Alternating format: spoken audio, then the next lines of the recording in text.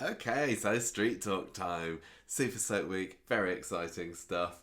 And it was a really, really good week this week, wasn't it? Wasn't it good? Wasn't it good? Yeah, it was. It was very exciting. It was dead exciting.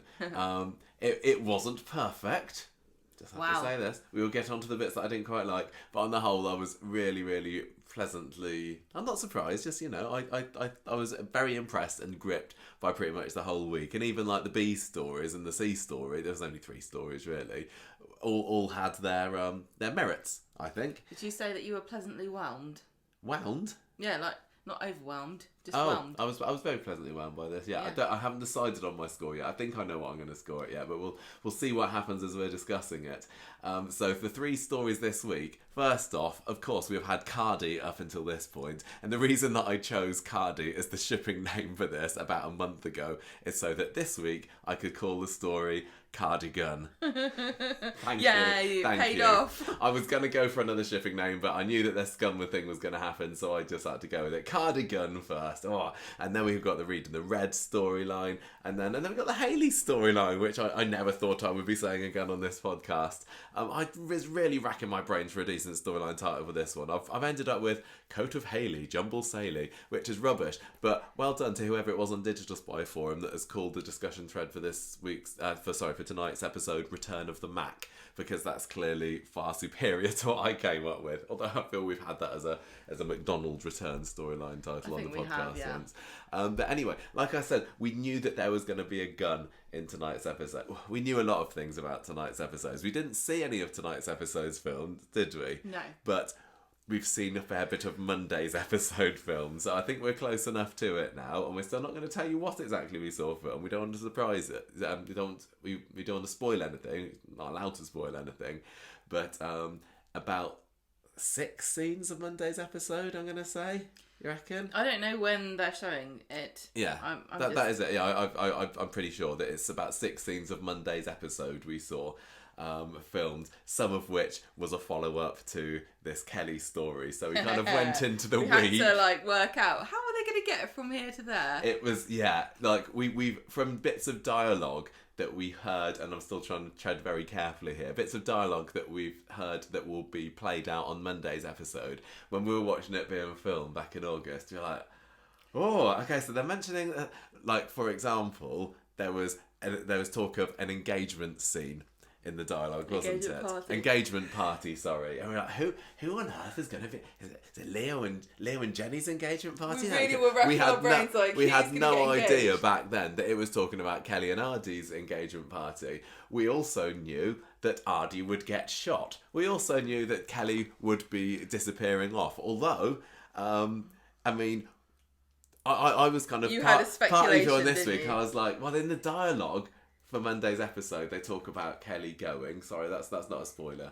She's gone. Well, they're going to talk. We know that she's gone. They're going to talk about it. And they're probably going to talk about it. So hopefully, but I was thinking, but does she actually get killed this week? But people think that she's just walked off or something. I don't know. But so there's some bits that we knew that were coming, but there were definitely bits of this week that I didn't know how they were going to get from point A to point B. And so it was still really, really exciting to watch, and I'm looking forward on next week's podcast to being able to sort of share the whole thing about what we actually saw filmed for Monday's episode, because there's some quite good stuff happening. So, because of my cold and sore throat, well, I was literally about to say, you just told me. I know. Gemma, you do these stories because I've got a sore throat. It's not so sore at the moment. No, I noticed that. I just think that I could cough if I say too much. So I've given my dear wife here the very privilege of taking the A and C stories, and I'm going to take the B story. So let's kick things off with a bang, Gemma. Kaadi-gun. Right, you have to introduce me, do you? Thank you. Here is Gemma with Kaadi-gun. Guess what happened? News. I've got news. What's that? That she's got an engagement party, and she's got... She doesn't get an engagement party. So Tuesday's episode. Do you want me to do it? Yes. Right, thank you. You don't need to explain what I'm going to do. On Tuesday, Rick appears. Now, this was a shock. I like it. Was like, he's just looking up at the notes. Rick, oh yeah, that was a shock. Rick, he's appeared. So dead daddy Rick Neelan, who got murdered in the Greg Woods by Gary all those years ago. Suspense, Did we think this would ever get resolved? No. Were we beginning to lose hope? And I still don't think it has been resolved. We talk about it more later. Really? Okay, well listen, Rick turns up as a ghost, a Shakespearean ghost, Yes. who likes Kelly to was quote clearly the paying bard. attention in her GCSE Well, this English was- lit lessons. I saw somebody, I think maybe it was on Reddit, saying like, "Oh, so what's going on here? Is he a Shakespearean ghost, or is she just really got a really good memory for English literature? Is she secretly a Shakespearean fan?" But anyway, Rick turns up. He's got a baseball bat. No, it's a coffee cup. I don't know what that means. Sorry, so this is just my note taking. He's there, he's there standing there with the baseball bat, and then it kind of cuts, and it's actually, I think, Gary Holt standing there with the coffee cup. Oh, okay, right. And Maria comes out, and then she goes. These are great notes. Rick appears again and It starts was hard this egging. week. I really wanted to watch it, so my notes may be a bit nonsensical. We'll see as we go. Rick appears. Sorry, I'm not And- talking. Rick appears. Carry on. This is the last will and testament of Michael. Rick appears and he eggs Kelly on to get her revenge. It's really his revenge, isn't it? And he disappears again, and she tells Gary that Sharon is not going to come to the party. Because remember, Gary put her off last week and told her to back off, and Sharon's not very happy about this. Well, Sharon dropped her bomb last week, didn't she? When she told Kelly that Gary was the one that murdered Rick. Yeah. She's like, she mic dropped and she's walked off with Yeah. the exploding car in the background. Gary gets a phone call and he's like, yes, I am Kelly's guardian. I don't know who this is anyway. Asha and Summer are with Debbie trying to sort out the engagement party menus, and they go on about bloody Summer. I tell you what, bloody hate Summer. They're like, Debbie's like, oh, should we do pizzas and stuff, and then Everyone's trying to get everyone to eat pizza this week in Coronation Street. Debbie's trying to get him to eat pizza. The Platts are trying to get Gabrielle to eat pizza. What is this? Summer's like, oh, I think we should have cicchetti instead, which is Italian tapas. I want to know, where was she when I was trying to organise my Eurovision Song Contest party, which was based on Italian food, and I was looking everywhere, Italian tapas. I'd never found the word cicchetti. Well, now you know. Now I know, but it's too late. But also, the only thing I ever found when I was looking for Italian tapas and stuff like that was brioche. No, not brioche, what's it called?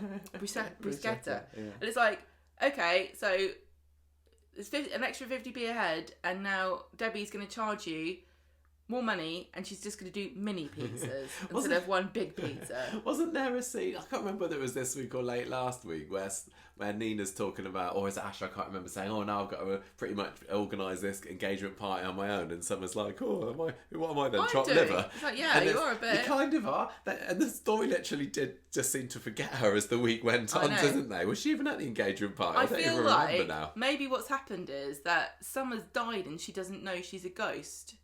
And because she hasn't realised. This is a bit like, spoiler alert if you haven't seen it, a bit like Sixth Sense, where Bruce Willis's character doesn't realise that nobody's talking to him because he's a ghost. Well, if we see in her party Maybe on she's passed out and she's unconscious somewhere, Could be. having a hallucination, and all of this is just Summer's dream. If we see her schmoozing it up with Rick Neelan and Jeff Metcalf, then I think you're onto something, Gemma, because that's where all the cool ghosts hang out. I want them to bring back Imran's ghost, please. Yes, I mean, we've got 2 ghosts on Coronation Street come back now, like in the space of as many months, so why not Imran? Come on. The thing about Coronation Street We heard his ghostly voice. is that they've definitely established, if you didn't know already from when Jack died and Vera came back, that ghosts are truly canon in Or the indeed world. when Betty was haunted by Martha Longhurst. No, because that wasn't really a ghost, was it? But what did she hear? She heard the voice. I'm just Unresolved. telling you that the world of Weatherfield, ghosts are real, so I think everybody should apologise to Rosemary the Psychic, because she obviously has real powers. And yeah, she does actually, yeah. It's not a sham after all. Ivy Tilsley we should have known back then as well. Yeah, exactly. Many a ghost on There are Coronation loads. There are Street. so many ghosts on Coronation Street. It's actually quite funny. I and don't know. I'm I loving don't it. know whether Summer is actually one though. No, I'm not sure. We have to look back and see see which one is supposed to be the little boy character that's the psychic that can only see her. I think it's Jake. So, party menu. Kelly turns up and she looks all distracted, and then asking her if everything's okay, and she said the police called, and this was them calling Gary, and they've told her that they think they found the person who kidnapped her. Remember that? No, what happened there? She got kidnapped and When got was stuck that? down in a dungeon, didn't she? When yeah. was it? About 2 months ago. And I think back at the time we said, "Oh, that was resolved quite yeah. quickly." That's it was the like guy. a quick kidnapping. Was that the guy who kidnapped her because he was mad at her dad? Yeah. Okay. She was locked in a dungeon, and then she said, "Call." No, what did she say? Kelly's phone. Call Gary. Remember, it's all coming back now. I'm just pretending to be stupid. Yeah. So at the time, I thought that seemed a bit pointless and just extra added drama to Kelly, but it did kind of set things up for this week. Yeah, well, I'll hand it to them. I think that they knew that they were going to be doing this week. I think they did. So, is everything okay? Oh no, I need to go and identify the person who kidnapped me. So she dashes off to do that. She finds Todd, and she's like, "Todd, you're dodgy, aren't you? You lived in the woods." Do you know anyone? Any dodgy wood dwellers? I think she's like, "Look, I know that you're a I was going to say estate agent. No, I know you're a funeral director. Estate agent for corpses. But do you do any of the pre-dead stuff? Like the process of being alive to dead? Do you do that as a service?" Oh, don't turn Todd into a murderer. Todd's like, "Actually, that's a brilliant idea. We could branch out." He's like, "No, I don't know I don't know." She says, "Someone I know is in trouble and I need some answers." And Todd says, "Look, your friend does not need to get involved in that sort of thing," and sort of goes off and leaves her without any help. Good on Todd. Showed a bit of maturity this week. For once. Kelly meets Ardy in the shop and she tells him about having to go to the police station to ID this kidnapper, and she wants her mum's stuff back. She goes through all the photos and Rick's there too, and they're both looking at it together. It's quite sweet in a really perverse way. And they're looking at a picture of Gary and Maria, and Rick's like, "Oh, and some people say we're dishonest." Oh, those duplicitous all of his windasses. A lot of his scenes this week were kind of really getting the bond of you're a Neelan, I'm a Neelan, we're Neelans together. Nobody takes a Neelan down. Nobody this is what Neelans pulls the do. wool over a Neelan's eyes, and that kind of feeds into her final scenes this week, doesn't it? I thought it was quite clever. Yeah. So Kelly's got this identity parade that on a computer. It's not very exciting, is it? She doesn't recognise any of them. Or does she? She's just pretending. So the problem with this is, yes, they set it up very nicely with the kidnapping scene a month or two ago, whenever it was. But I don't think many of the viewers would remember what the guy looked like. I certainly didn't. I do remember him. So yeah, I think you did actually. So but when they came up on the screen, I was like, am I supposed to know that she's pretending it? Maybe it's just me. I do have a problem. I'm sure I've said before on the podcast. I'm not very good at remembering people's faces at all. But she did actually see this guy, Kieran, who you'll later find, Gemma, in the notes I refer to as Goon, because it was only about the end of Wednesday's episode that I realised what he was called. Kieran and his mate, Heavy.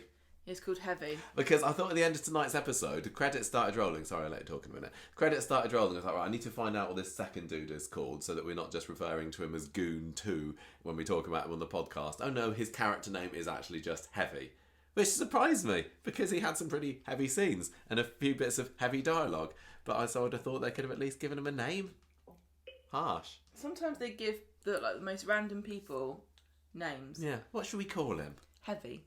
Then what should we actually call them? Josh. Josh the Heavy. Yeah. Okay. Fine. Okay, so she tries to speak to the guy, Kieran. Yes. On the way out, and because they're like, "Off we go. We've just had our identity parade." We weren't which was digital, so I don't know why we came in.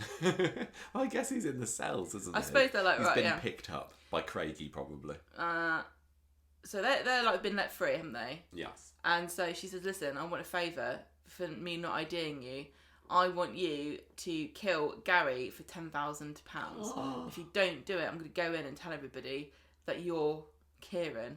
And I like you put a tweet out earlier this week, didn't you, saying that she should have actually offered him £10,000 to do a very special job, which was fixing Steve McDonald's roof. Yes. That's how much it Gave cost. me a chuckle. I mean, if you think about it.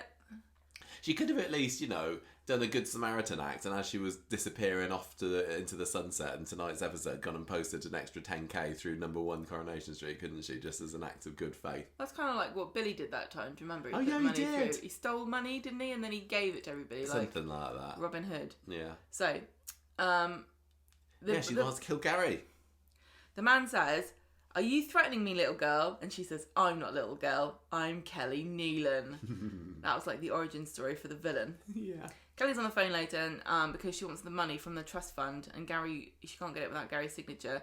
And Gary's overhearing her trying to access this cash and says, "What do you need 10 grand for?" And she says she needs it for a house. I think that's what she said. I don't think so. I don't know. She might just have says, said "I that need or it. Shut something up." else. And he's also confused because Maybe she said party. the kidnapper, he doesn't understand why she couldn't ID him, and it should have been easy. So she's like off in a huff.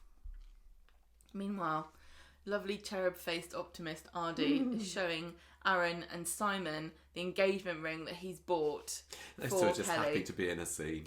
He sees Kelly and asks how it went at the police station, and she says it was fine. She's very distracted. She rushes off. Ardy goes after her. She says, "I want to get away from here." And Ardy's like, "Let's go on an engagement holiday and see the world. I'd love that. We should go away and rush off." And Kelly's like, let's keep going until the money runs out. And Ardy's like, "I don't know. I am a manager at a kebab shop. And I also have my A-levels and all that stuff." And Kelly's trying to convince him. Doesn't take long. And then Ardy gets down on one knee. He opens the box for the engagement ring upside down. And he says, "Let's have an adventure." So it was utterly adorable. I love him so much. I very much love Ardy. I mean, complete- he's back on the market again, Gemma, so we I might know. have to fight for him. All right. I mean, No. he's obviously gotten over the fact that this time last year his dad was leaving him to burn to death in a car. I know. And Dev seems to have forgotten that too. Really, if I was Dev, I think Ardy'd be my favourite child now. Yeah. Gary's chatting with Dev and the Rovers, and they're like the dads now, aren't they? Mm-hmm. Of the troublesome twosome. Yes. Dev tells him that he's set on not going to this party, and Jenny listens in and says, "Look, the last thing anyone wants is somebody telling them not to do something, and you might regret if you don't go." And Todd comes in and says, "Gary, I think Kelly's up to no good because she was looking for dodgy people earlier." Back at home, Gary apologises to Kelly for having a little bit of a go at her and says, "Todd's worried about you. What are you up to?" And Kelly says, "Oh, I was just thinking about this kidnapper and stuff. And I also want that money so I can go on holiday, please, with Ardy." And he's like, £10,000? I don't know. That's quite a lot of money to go on holiday. But, well, guess it is your cash. Like, what are you doing? He has been saying, like, don't say no to children is basically what he's been telling Dev, so he'd just be a hypocrite if he didn't give her that cash. Why is it not in a trust fund? I don't understand this. If I was Gary, I'd be like, right, I know you probably think this is a bad idea, but we're spending some of your money and we're going to get a financial advisor in here, and she is going to tell you what to do with his cash. First of all, she needs to put it in one of them ISAs that you can get to buy your first house. That's brilliant. Yeah. Those are really good.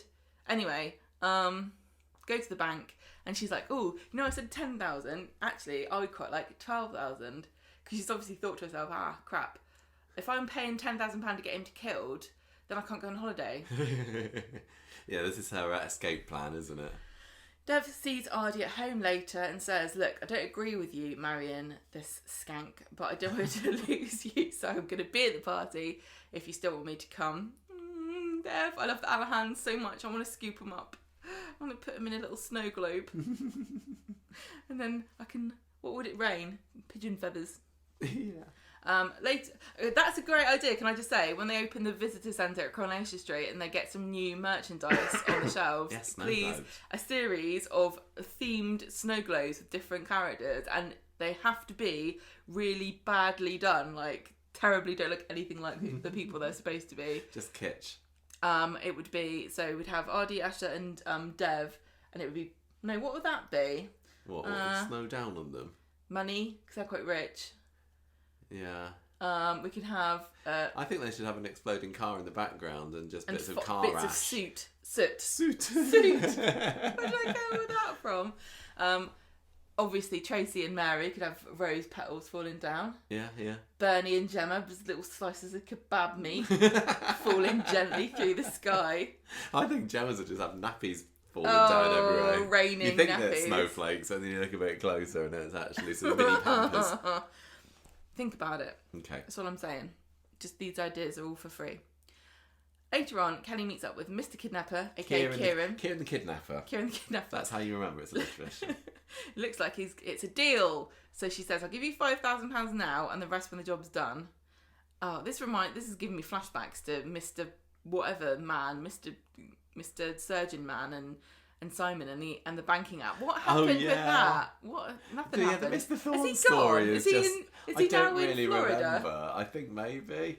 I was kind of really gearing up for that to be a big story, but you're right. It is similar to that because she transfers him on her phone, doesn't she? Yeah. She that's the cool way to do it. It's not very smart, particularly because you think there might be a bit of a trail. Yeah. I think people might be able to follow that, but Just imagine them standing there like in Villain's Alley, also going, yeah. What's the sort code? 247. Did you say 7? No, 9. Hang on. yeah. 82. Yeah. And what's the name?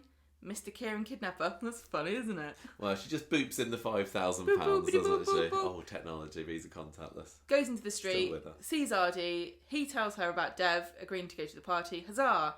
So the thing that you didn't mention earlier that he's saying, right, I'm going to do it tomorrow then. And she's like, whoa, hold your horses, I'm not ready yet, I need to get away.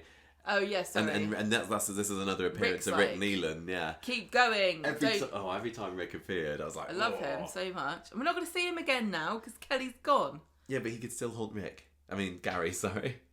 Gary's still not been punished. Anyway. No. So right, so Kelly goes into the street, sees Ardy. Kelly party, have a party, holiday, no party first. Fine, but we holiday after.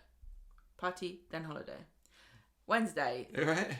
I'm suddenly tired because I've been we can making alternate chutney. days if you want. Do you want me to talk about Wednesday's story? Oh, if you can't shut up, then do it. No, I can. I'll just let you do it. No, you do it. Do you want me to do it? This is what happened on Wednesday, everybody. There's a nice bit of balcony brooding from Kelly at the start. And apparently, word has it, that scene with Kelly on the balcony there was supposed to be in tribute to the lovely Ina balcony scene. I'm glad that was pointed out to me because I don't think I would have noticed otherwise. Bit of an odd choice, but fair dues. So she goes inside and Maria's there saying, oh, let me do your hair for the party. I'm great at all that kind of stuff. And she does 2 little crappy plaits. I know, you could do that, couldn't you? I could do that myself. What? Which plaits are you talking about? Lily and Max? Jake's there saying, oh, you're going to change your name after you get married. And Rick's right in there saying, you'll always be a Neelan, my son. My daughter, I mean. Oh, dear. Yeah, I thought you might have opinions on the changing your name scene. What do you mean? Well, you often like to speak up about women changing their name when they get married. Well, she decided that she wants... I can't remember what she actually said, but it's basically just another excuse for Rick to pop up and remind her of her roots. Meanwhile... She might hyphenate. Oh, yeah, Neelanahan. Yeah, she could make a Neelahan. Alahan Neelan. I like Neelahan. Meanwhile, Addy's practicing his speech as if he couldn't be cute enough already, and he's talking to Bernie about getting a ring on Kelly's finger and then getting the heck out of here. And because they're planning a secret holiday, aren't they? And Bernie's like, what do you mean? He said, oh, we're just moving out of the house. We're going to live somewhere else. Then Kelly phones him up and says, right, I'm booking the flights. They're really happening. We're going to this Thailand, wasn't it, they were going to go to? Yeah. But we, at the viewer, see that the way she's booking the tickets are there one way. If it wasn't clear enough already, she ain't planning to come back to Weatherfield after bumping off Gary. I like the way that Thailand is like the official Weatherfield destination for people that are feeling far away. Feeling glum. Yes. So Thailand is the Asian place that's far away that's not Kuala Lumpur because only Raquel's allowed to go there. Yes. So well, that's where Jason lives, and also Gail goes there quite regularly. There I think Gail's got a house there. And also, who can forget Fred's Thai bride Orchid, who wasn't really from Thailand. So Kelly gets her hair done, and she has this lovely. There's quite a nice conversation sort of scene with Maria saying, "Oh, did you?" I think she's trying to ascertain if she knows anything about Gary. Maybe isn't she? Maria. She says, Kelly's trying to find out from me. She's like, did you ever have any doubts about Gary before marrying him? Was there anything he ever did to put you off? Yeah, like, did he ever murder like, anyone? And you think, no, I don't think I will. Although it was kind of partly maybe trying to ascertain whether she knows anything, but also I think that she is having slight doubts about Ardy and thinking, because she says later, I just keep remembering the time when when I overheard Ardy telling Asher that the engagement was a joke. So she's feeling very insecure about everything at the moment. As we see as the episode goes on, she has these massive regrets about sending Gary to his doom. But anyway, Miria says, no, if everyone has a wobble, it's fine. I promise to stay loyal to Gary, and I have every intention of doing that. And Kelly's like, well, what if he did something really bad, though? Like cheating? Worse than cheating. Maria has clearly no idea what she's talking about. I mean, Maria does obviously know that Gary is a bit of a killer, but she's got no idea that Kelly even has an inkling of that. So Maria says, look, I know Gary's no angel or anything, but deep down, he's a good bloke. So, bistro time. Pause. This is something that we saw when we went to the filming, didn't we? The outside of the bistro. Yes, people kept mentioning it, didn't they, to us? Like, oh, did you see the outside of the bistro? Yeah, because we were there, if you remember. I don't want this to sound showy off. We had a great time. You might want to hear about it. So when we went, we obviously were there for 2 days. We went on the Wednesday, which was when we saw a lot of Monday's upcoming episode being filmed. But then we went back on the Wednesday and we saw a scene being filmed in the street. And that's when we saw the bistro all made up with all the balloons and the banners and everything. And some of the dialogue on Monday's episode will reference the engagement party. So we saw that and we went, aha, that's where someone's having an engagement party. But still at the time we had no idea where it was. So we took a couple of secret pictures of that. We are going to release our thoughts. Oh yeah, we will. Well, you'll find out lots more about what because we did some recording after we saw the things being done. But anyway, yes, we saw the bistro being done. It looks lovely in the flesh. Right, so Kelly kind of walking up towards the party with Gary. They're kind of in a bit of a parade up the street, aren't they? And somebody comes and hands them glasses of champagne and stuff. And she's talking to Gary about her dad and saying, oh, I wonder what he'd make of all this. And she's still... There are definitely times during this where I'm thinking, oh, yeah, is she going to back out? Is she going to have regrets? Because she was doing a good job of covering the fact that she despises this man and wants to see him dead on a slab. Because she was still being kind of quite familiar and foster daughtery with him. And anyway, she says, my daddy Rick would never know what Gary was like, and that's the sad thing. And Gary says, you know what, for what it's worth, me and Maria are dead proud of you. Oh, so sweet. Anyway, they get to the bistro and Maria hurries them inside, where there is a massive reception for them. And those people who like the big crowded Corrie scenes would not be disappointed by this, because it was absolutely packed, wasn't there? It looked like there was good 30, 40 people there. Interestingly, obviously, we also saw the bistro set when we went to visit, and it was completely normal looking, wasn't it? So all of the extra frills and they whatever. must have filmed that before they filmed everything else. Yeah, I reckon so. That was so. It was all completely clear by we saw it, but I thought it looked very nice. And Ardy's there on the microphone looking very swish, and he's on the microphone doing his speech saying how wonderful Kelly is, thanks everybody for coming. And he's kind of a bit awkward and embarrassed about it, isn't it? It's one of these speeches where you go up and say, oh yeah, I just want to say thanks for coming, and thank you, and oh, you don't want to hear me talking. It was very, very Ardy, absolutely pitch perfect, Ardy I thought. so much. Anyway, so yeah, there was a bit of mushy stuff, and he's like, anyway, let's party. A party and all that. He is. So, mid-party, Kelly gets a phone call from Kieran, who says, I'm on my way, I'm going to come and shoot Gary. I'm going to do it today. And she's like, bloody hell no, I'm in the middle of a party. Don't spoil my party, thank you very much. Tell you what. Yeah. Gary should have stayed at the party. He should have done, shouldn't he? It's never bad advice. He's going to have Richard Hillman appearing over his shoulder, isn't he? Because the Windasses and the Hillmans the Hillman didn't overlap each other, but that would have been quite fun. See, Coronation Street, again, more merch ideas. Instead of having all those insufferable live, laugh, love little slogans on bits of wood, it should have things like, should have stayed at the party. Yeah, exactly. Anyway, so she's saying, please don't. Can you at least kill him tomorrow? And Kieran's like, no, tomorrow's no good for me. Sorry, it's now or never. I'll get my Shih Tzu trimmed. Exactly, I bet he's got one. So we're treated to a couple of other partying scenes, like a bit of dancing with Gary and Kelly and everything. And it's also, as a viewer, I was like, oh, this is really, really tense. It was, yeah. He's dancing with the devil here, basically. So anyway, next up, highlight, we have Dev's turn on stage. Thank you very much, Mr. Scriptwriter or Mrs. Scriptwriter, for deciding to give Dev a scene on the spotlight, because he does the best embarrassing dad speech. Owen Fox. Who's that? Oh, yeah, maybe, yeah.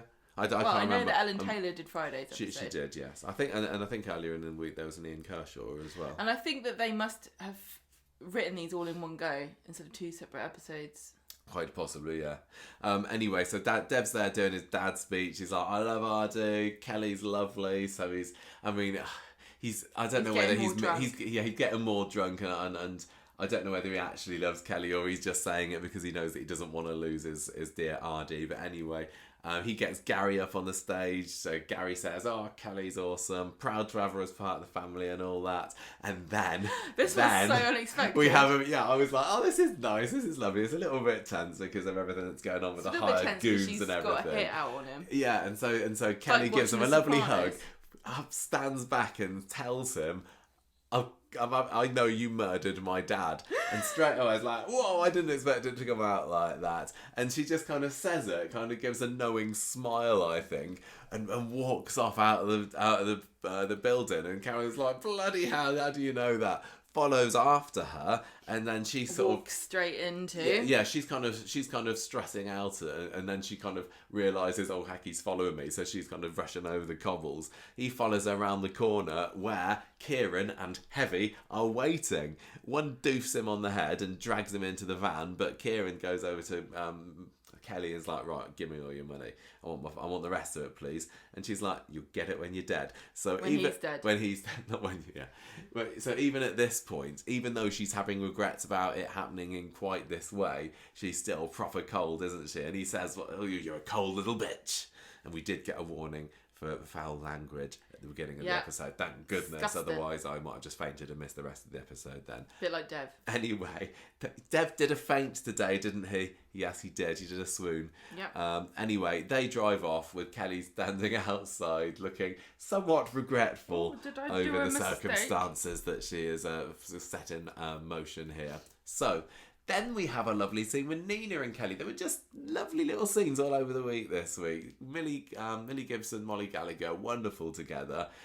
Nina sees that Kelly's quite upset, and Kelly says, look, again, I'm just really, really sorry for what happened with you and Seb. I think this was quite an important scene because obviously this week was going to be Kelly's last week in the show, and even though it wasn't really needed, it felt nice that there was some kind of closure and straight just nothing but forgiveness from Nina there, wasn't there? I thought this was really funny because this was like a bit it's not the right word. I can't think of another word apart from schizophrenic, which is I know is not the correct word to use. But you've got Kelly going around and kind of like being absolved of all of her sins by these people saying, oh, Kelly, you know, you're a good egg after all. You know, oh, she is decent and lovely and all those things were just terrible misunderstandings. But she's also just called out a hit on her foster dad. Well, this is she's wrong. She's been a wrong un the whole time, all along. And anything she's ever done that's nice is just by coincidence. Well, this is what she's kind of feeling through the week, isn't it? And everybody, the more people that pile on top of her saying, you're wonderful, you're an angel, you're a good girl. And she's going, no, I'm not. I know, but we're supposed to think, oh, actually, no, she's actually is decent, or oh, she's going to get an attack of conscience here. But really, no, it's just, I was just watching it going, yeah, she always has been. I love the duality of it. Rick was telling her, you're a Neelan, nothing you can do about it. Everyone else was saying, you've grown from the Neelans. I thought it was great. But she hasn't. Nobody normal goes, I know what I'm going to do with my inheritance. I'm going to get somebody killed. I know that it's a weird circumstance because it's a soap.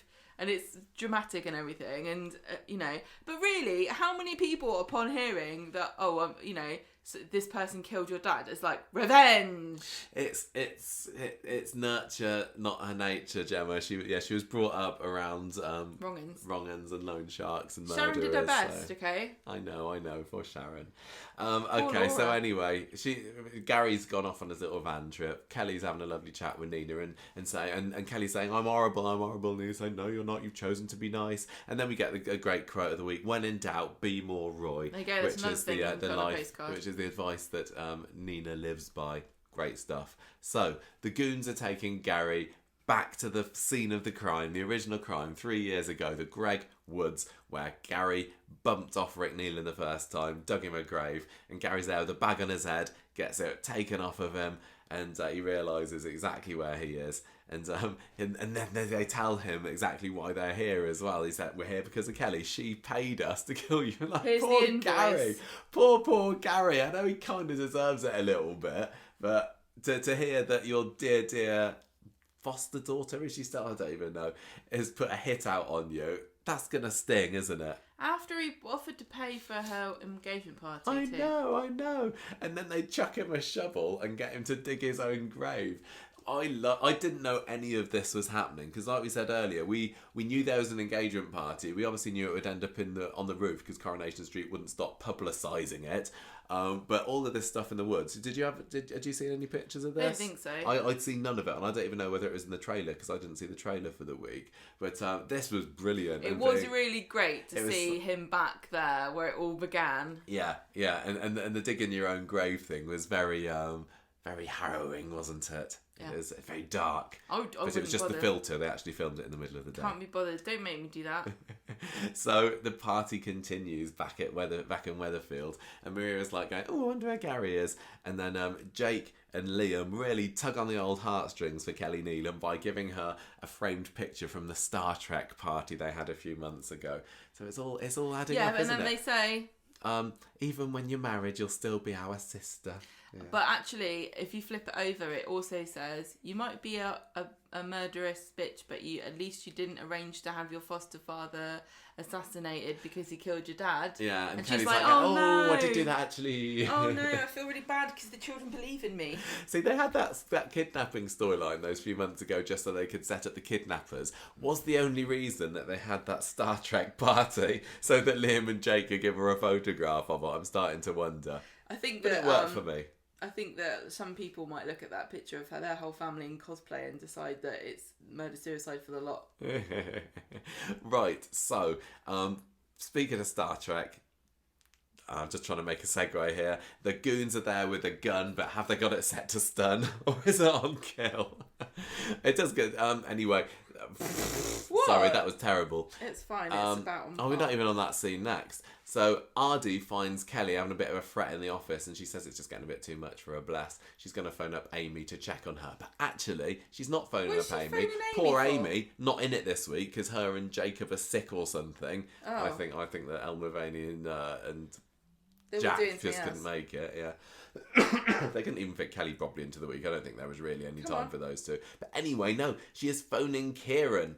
And meanwhile, Gary is 6 feet. No, he's not. No, he's not. He's kind of knee deep at the moment. I wonder how long it'd take Kneeling deep. Kneeling deep. Yeah, in the grave. You definitely need to make sure that you get down low enough, otherwise you get dug up again by a... I don't know whether I could dig my own grave. I'm too weedy. It's really hard. It's really like I tried to dig the stones out of our garden and it was impossible. Yeah. So it depends on what the soil is like. If it's got a nice, loose, loamy... Yeah, loamy. We've got quite stony and like clay-based soil. So I would need to go out there and have a bit of a sample of the soil just to see also... the density and whether there's any large rocks. Well, Gary had dug up a grave there before, I suppose, so they must have known. What kind of tools are you providing?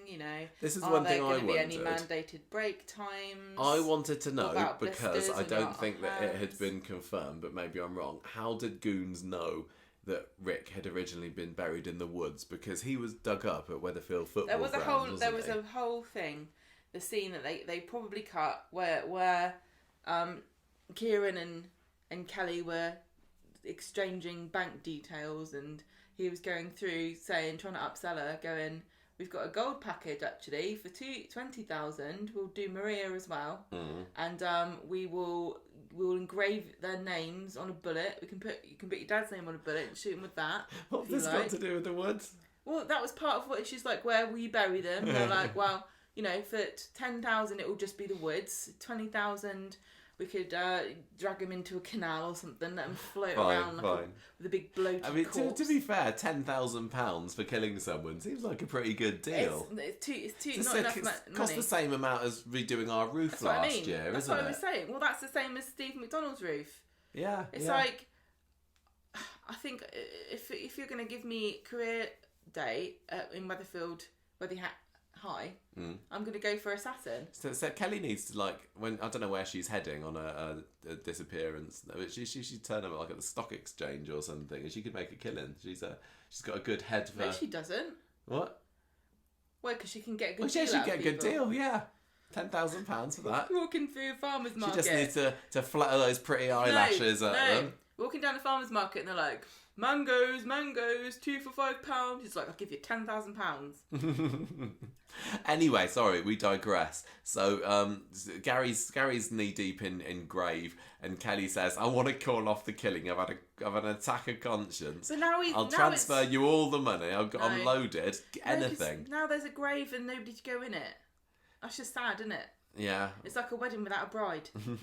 She says, "Well, I'm going to call the police if I have to," and they're like, "Okay, you're the boss." And then he puts the phone down. He didn't explain to her the 2-week calling off period as part of the contract when they originally set down the terms. Very true. You should have read the small print, Kelly. So Gary has got no idea, meanwhile, what's being said. So they're just saying, "Look, there's nothing to do with you. You carry on your digging, mate." So and then Heavy with the gun is left alone while Kieran buggers off somewhere. Back at the party, Artie asks Asher to be his best man. Lovely. I love it. Alahans. Stop being so damn adorable, Alahans. Also, Asher's hair this week, yay or nay? Party blue streaks? It felt very Spice Girls. Do you reckon I was going more Phyllis Pierce? But yeah, I suppose... That's the wrong shade of blue. It was very sporty Spice, wasn't it? It was quite sporty, yeah. A high ponytail with fake bits of blue hair coming off of it. Interesting choice. Is that what the kids are into these days? You guys, I tell you what. I don't know. You will be shocked when I tell you about hair mascara. You're going to love it. So anyway, Asher is obviously dead chuffed at that. Dev's happy. They all have a lovely hug. And and everyone at home's going, what's going to happen? No. This is like the hug of doom. Nobody in a soap can be this happy. So then Kelly takes the opportunity to come over, yank Artie away and says, "Look, I reckon we should just go now. I'm just tired. And let's go back to the hotel." And he's like, "Okay, I'm up for the idea of an early dart and a bit of hanky-panky before we go off." So off they go.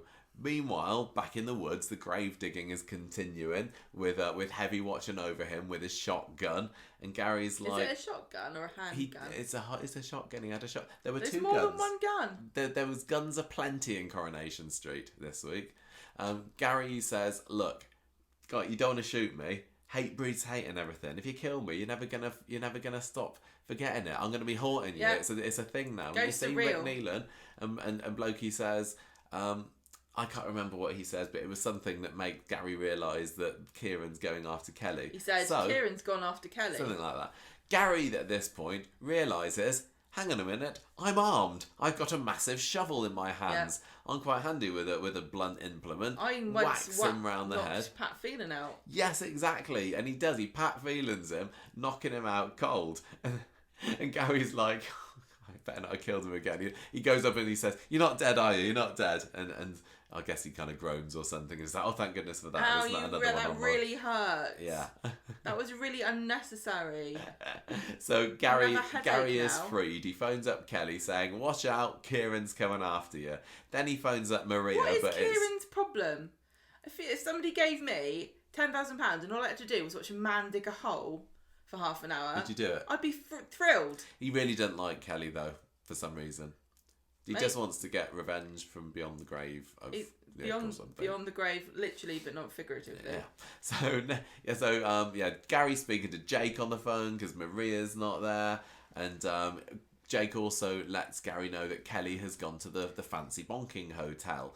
Gary's phone then chooses that moment to die. Oh no! Uh-oh. So maybe the hit was out on his phone. Stone Age Gary. Artie and Kelly arrive at the hotel. Look, can I just say that Gary's phone running out of battery was like one of the most logical ways that they've ever written in that somebody doesn't get information that they need to get on time. Yeah. Because normally it's like, why didn't you just phone me? Oh, because it's more dramatic to do it like this. It was quite handily convenient for the plot. Good job he didn't get a phone it's quite upgrade to the normal new too. iPhone because that's got all day battery. Maybe he's got an iPhone 6S. Who would have one of those? Next up, Ardy and Gary are at the hotel. Oh yeah, they're at the hotel. No, Kelly, not Gary. Kelly and Ardy are and at Gary the get hotel. to the hotel, and Gary's like, "Oh, I need a shower. I've just been digging my own grave." It's Kelly disgusting. sees that 2 missed calls have come through from Gary, and Ardy's that she like hides the phone behind her back, doesn't she? And it's buzzing very, very loudly, but he's got no idea. He's just he's loved up and ready to hit the hay. But she's like, "Oh, go and run yourself a nice bath, Ardy," and because Kieran's ringing now, and so Ardy goes into the bathroom, and it's. Kieran says the plan's gone right. Thank you very much. Where are you? She says I'm at the hotel. Why? I don't really know. Couldn't really figure this out, but never mind. It was very helpful for the plot. What is Kieran's plan now? Maybe she just like, can you come back to the hotel and you can transfer me back the £5,000? This is what I don't get. What made Kieran snap so much that he's like, right, I've got to kill somebody now because I'm in the mood for it. Yeah, he's got his killing mood in. He's got himself riled up. If I don't kill anybody, if I go home to my girlfriend, I'm gonna kill her. I don't bring back a corpse for her to put in the oven, then I'm never gonna hear the end of it. He's got his killing pants on, Gemma. Yeah. He's got his lucky killing pants. If he doesn't get a killing pants, kill him when he's wearing the killing pants. Exactly. So, he arrives at the hotel, does Kieran, phones Kelly up, she dashes to the lift, just as, he almost caught her. As she gets downstairs, Gary goes into the other lift to go up to meet her. Gary goes in the lift to go up first, and then she comes out. Yes, it was a bit of a sliding Otherwise doors they moment. would have met each other, wouldn't So Kelly meets Kieran outside, and then she's sprung on from behind by the other bloke. Heavy? Yes, Heavy. Tell you what, Heavy's quite resilient, isn't he? Yeah, he is. The last time we saw him, he was on the floor being whacked to death by a shovel. There weren't 2 Heavies, were there? Maybe there were 2 Heavies. Doesn't matter. It was dark in the other scene. We weren't expecting to notice this. So anyway, they bundle her into the van, and he says, "Scream like that again, and you'll go the way of Gary." I'm glad that you read this. Yes. Friday. Because you've written in Yoga the Way of Gary. I haven't. Like, it's this flipping Mac is autocorrecting. Right, I'm going to be quiet now because it's Friday. You can talk about this then. Ardy's surprised when he opens the door. CGI spectacular. Do you want me to say what happened? Yes. On Friday, Ardy is surprised when he opens the door and Gary's there, and where's Kelly? Maybe he's starting to wonder, are Kelly and Gary the same person? Have I ever seen them together? Yeah, I have. That doesn't make any sense. There goes that theory. Gary and Ardy track Kelly's phone, and she's moving around, so Ardy wants to follow, and they both run off, and Ardy's like, "I'll drive," which I absolutely love that. The fact that he gets to drive the rescue car. Well, he's passed his test now, hasn't he? Exactly. He's like, mirror, signal, manoeuvre, check your mirrors constantly. Doing a steering properly. Don't cross your hands over when you steer. Hold your hands at 10 and 2. Stop at an orange light. Don't wait for it to go red. Don't speed up when you see it turning. Right, so they get to this outside some building, they get out and they find Kelly's phone on the floor. Meanwhile, Kelly's being dragged out the van, and Kieran and Heavy say, "We're going to take you to the top of a building and chuck you off." Why? Because you're not getting paid for that. Yeah, but they're not getting paid for that bit. Because they want to frame Gary, don't they? They're gonna. Okay. Or is it the other way around? So later on, they take her up to the roof, and their plan is to make it look like she's killed herself, and the fingerprints will make it look like she killed Gary with a gun. Yes, that's and right. And so they're gonna chuck her off the roof with a gun, and then go back in time and kill Gary. Yes. They're not really thought this through. Kelly's begging for her life, and she's like, "I can't. You can't kill me because I'm the one with all the money, and who's gonna pay for this wall if you can't get to my trust fund?" Yeah, she's got £400,000 in her bank, which will rent you a volume for nearly a week. Yeah. So this was the scene that they filmed and they advertised and they talked about the technology was the same as the Marvel film. We're going to talk about it later. But I'm just explaining it. The rooftop scene, all of this was filmed against something called a volume wall, which is like green screen, except it's the actors can see what's there.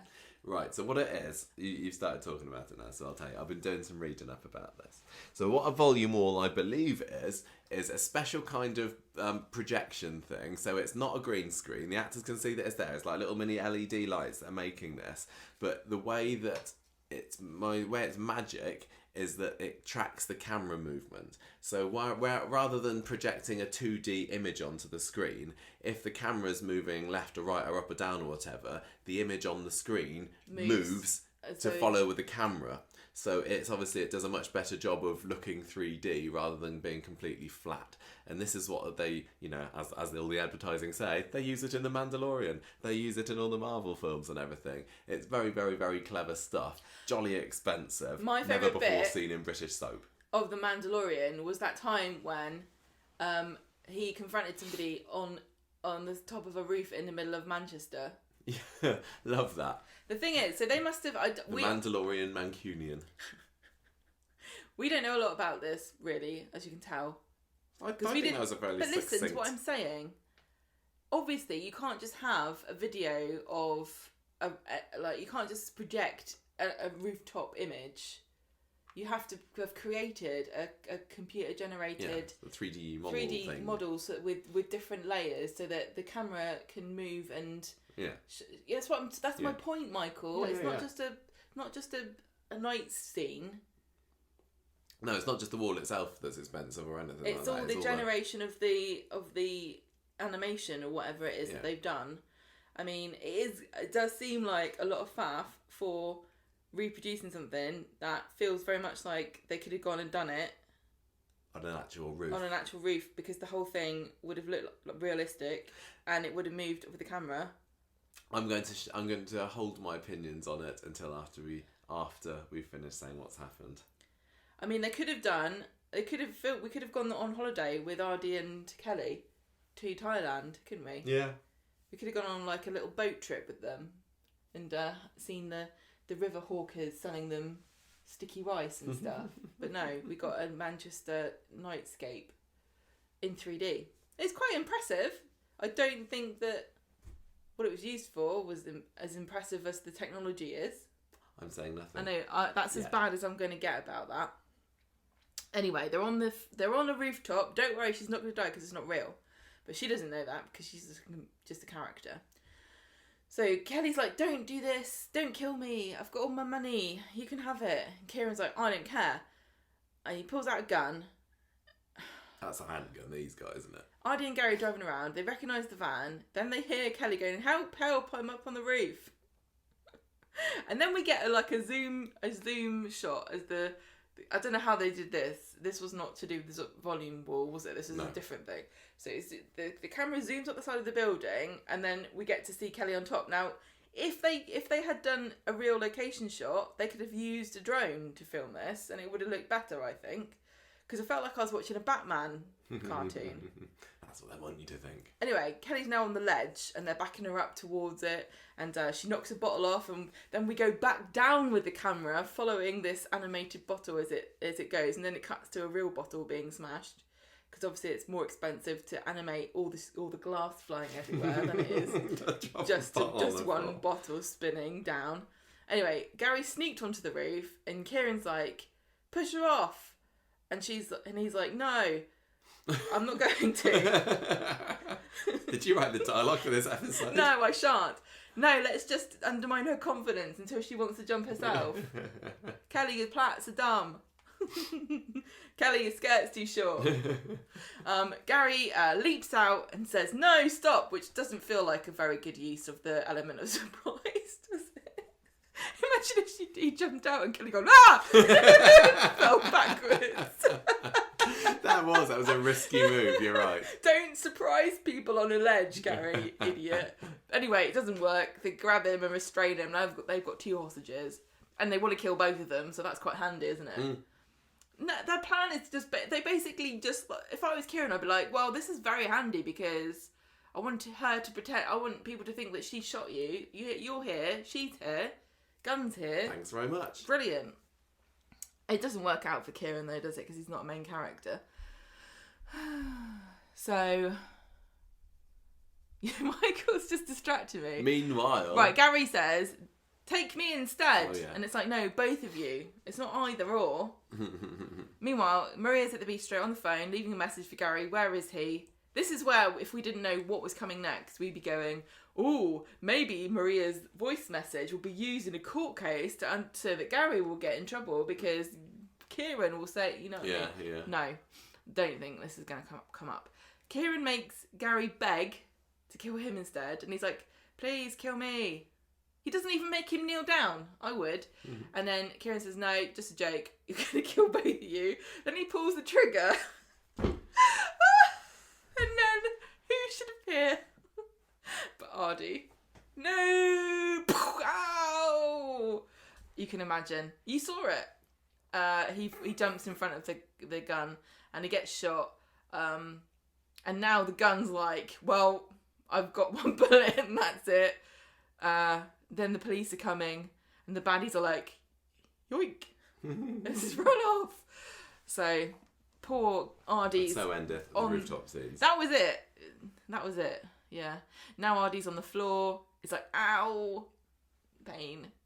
And Gary and Kelly both like, we couldn't have messed this up. And everybody at home's going, oh my gosh, Ardy's dead. And, no. And we were going, we know that he doesn't die. we know. We know he at least survives till Monday. Dev and Maria go to number 7. Dev gets a call from Gary and he's like, he topples to the floor because he's already drunk. And then he finds out that his son's been... He does an upsy daisy with the emotion, doesn't he? He's emotional. His son's been shot. And this is exactly what he was worried about. When Ardy said that he wanted to marry Kelly, and Dev was like, don't do that, because the next thing you know, you're going to get shot on a rooftop by a goon. And they were like, that won't ever happen. But he was right all along. And that's probably what's sustaining him. Mm. Dev and Asha arrive at the hospital. There was very great scenes I really enjoyed watching. It was very brief with Dev, Asha, Gary and Kelly all in the hospital together. Very brief scene, but it's really well acted, all of them. So they did such a good job. Oh, Jimmy Harkishin, who can always be relied upon to knock it out of the park when you need a bit of heavy drama. Ardy's in surgery, and Gary's like, sorry about all this. It's my bad. But he says that Ardy wouldn't take no for an answer. What does that mean? What? Gary was like, no. And Ardy's like, oh, I can't take no for an answer. I'm already mid-air. In any case, it's not Kelly's fault, no matter what. Which doesn't sound convincing. Later on, Ardy's fine. The whole bullet was removed. No vital organs were hit. And then a policeman comes in and says, we've caught the 2 men. Guess what? Weird. One of them was one of the people that kidnapped Kelly before, and he was in that identity parade. Yeah. It's like, Didn't you recognise her? And then he goes up to Gary and says, does she need contact lenses? Have you asked her? Dev's like, I can't believe this. And then they say, oh, only one person can go in to see Ardy, and they're like, Kelly's the fiance, she should go in. And Dev says, no, she's nothing to him, or the other way around. But anyway, she gets to go in. Kelly goes in to see Ardy. He wakes up and he's like, no hard feelings. That's my Ardy joke there. I think I just had to jump in and say that in case you didn't get it yourself. Kelly's crying and she confesses everything. She says, I'm a wrongin', I've got to go away from everyone, I'm toxic. And he's like, what do you mean? What's going on? And she says, look, you're too good for me. You'll make a great husband one day, just not to me. She goes back home. Liam's there. And he can tell something's a bit off. Maria says, go to bed, Liam. And Kelly realises that Maria knew about Gary killing Rick all this time and feels betrayed. And Gary gets home, time for Kelly to nearly be ready to leave, and he says, let me explain. And then we cut to Dev seeing Ardy, and he's angry, and he asks Dev if Kelly is leaving because of him, and Dev says no, and then Ardy says, I loved her dad. Oh, poor Ardy. Got to get that heartbreak out of the way. I know. And then you can have a beautiful future relationship with absolutely no downsides for the rest of the time you're in the show. So, then we finally get to see Gary confessing really what happened to Kelly. Rick. To Rick. What happened to... he's confessing to Kelly what happened to Rick. And he's explaining, like, oh, I owed him money. He threatened Sarah and the kids. Like, can you remember that he was going out with Sarah? No, I forgot about that. He says that he pretended to take Sarah hostage, and we went to the woods together, and he was going to kill me, but I hit him, and then he went down, and then he died. I never meant to kill him. That's what happened. It was him or my family. And Kelly's like, "You're sick. Why did you take me in to make yourself feel better?" And he's like, "Yeah, a little bit."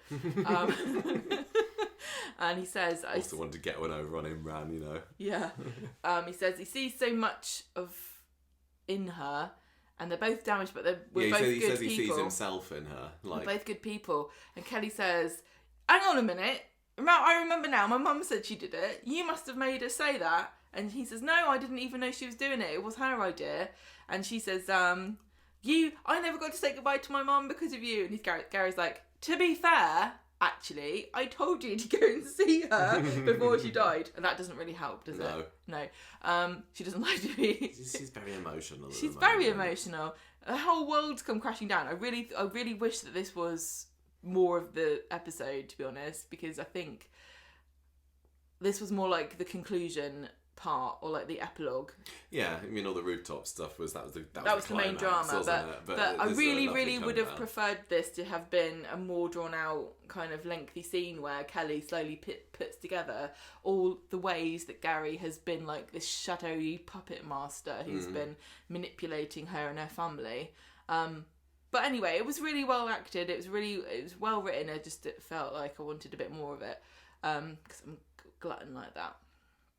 Anyway, he's like, "Oh, I'm really sorry. Didn't mean for all this to happen, and the police are coming now, so it's all over." And she says, "No, I lied. I didn't really tell the police on you.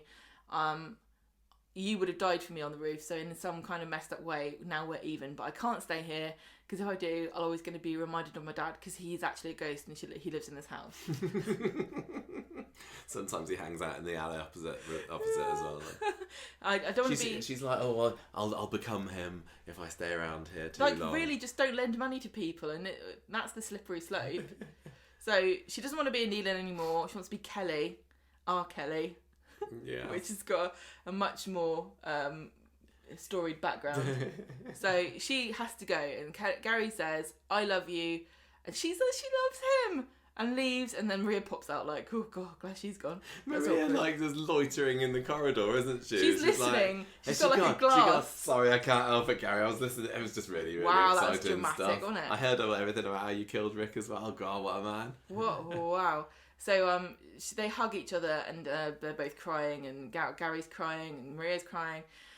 So sad. And then we finally get to see Kelly, a final shot as she leaves the flats, and she walks off into the darkness with a little duffel bag, off to a new bright future as, I don't know, Kelly, what can her surname be? Kelly Smith. Kelly Phelan. Kelly Lorraine. Don't get shot in the arse. So... Do you not think that if she doesn't want to be Neelan, she could be a Phelan? Yes, definitely. What sounds like Neelan, but isn't Neelan, Kelly has got Phelan. Absolutely no negative connotations in this show. Reelan. Right, that was what happened there. So, what should we talk about first? Kelly Phelan. How did you find the experience of watching this week's episodes, knowing what's going... What? She could become a drugs lord and call herself Kelly Deelan. Nice. Yeah, so... Sorry, alright. Knowing what's going to happen on Monday, do you think it Did you like it? Did you kind of feel a bit... Like, listen, okay, right. I get what you're trying to ask me. I found it very difficult to be objective at all this week. I knew what was going on. I knew how they'd filmed it. I knew how much it cost. I knew what was going to happen, and the fact that this character was going to be alright, that character that was going to happen to them, thingy's going to be shot, and things that are going to happen on Monday. So it was very exciting watching it originally. I absolutely loved it. I thought it was brilliant. We had a great time trying to piece together our theories of how we were going to get from where the show was in August to where it is now. But I really think that spoiler-free is the way to go for me, because knowing what was going to happen, we knew that RD was going to get shot, so when he jumped in front of the gun and got killed, that was the cheesiest way that could have happened. It was. But yeah, exactly. And I'd seen lots of people theorising about, RD's gonna not come out well from this, because this whole relationship just had Nina and Seb written all over it, didn't it? And just how schmaltzy cute it was. So it felt kind of obvious that RD was gonna, not gonna do so well. But I think I probably would have been absolutely terrified about RD leaving if we hadn't if known. we hadn't known that in Monday's episode he is not dead. I mean, he still could, as far as we know, but yeah, we knew that he wasn't going to be dead that night.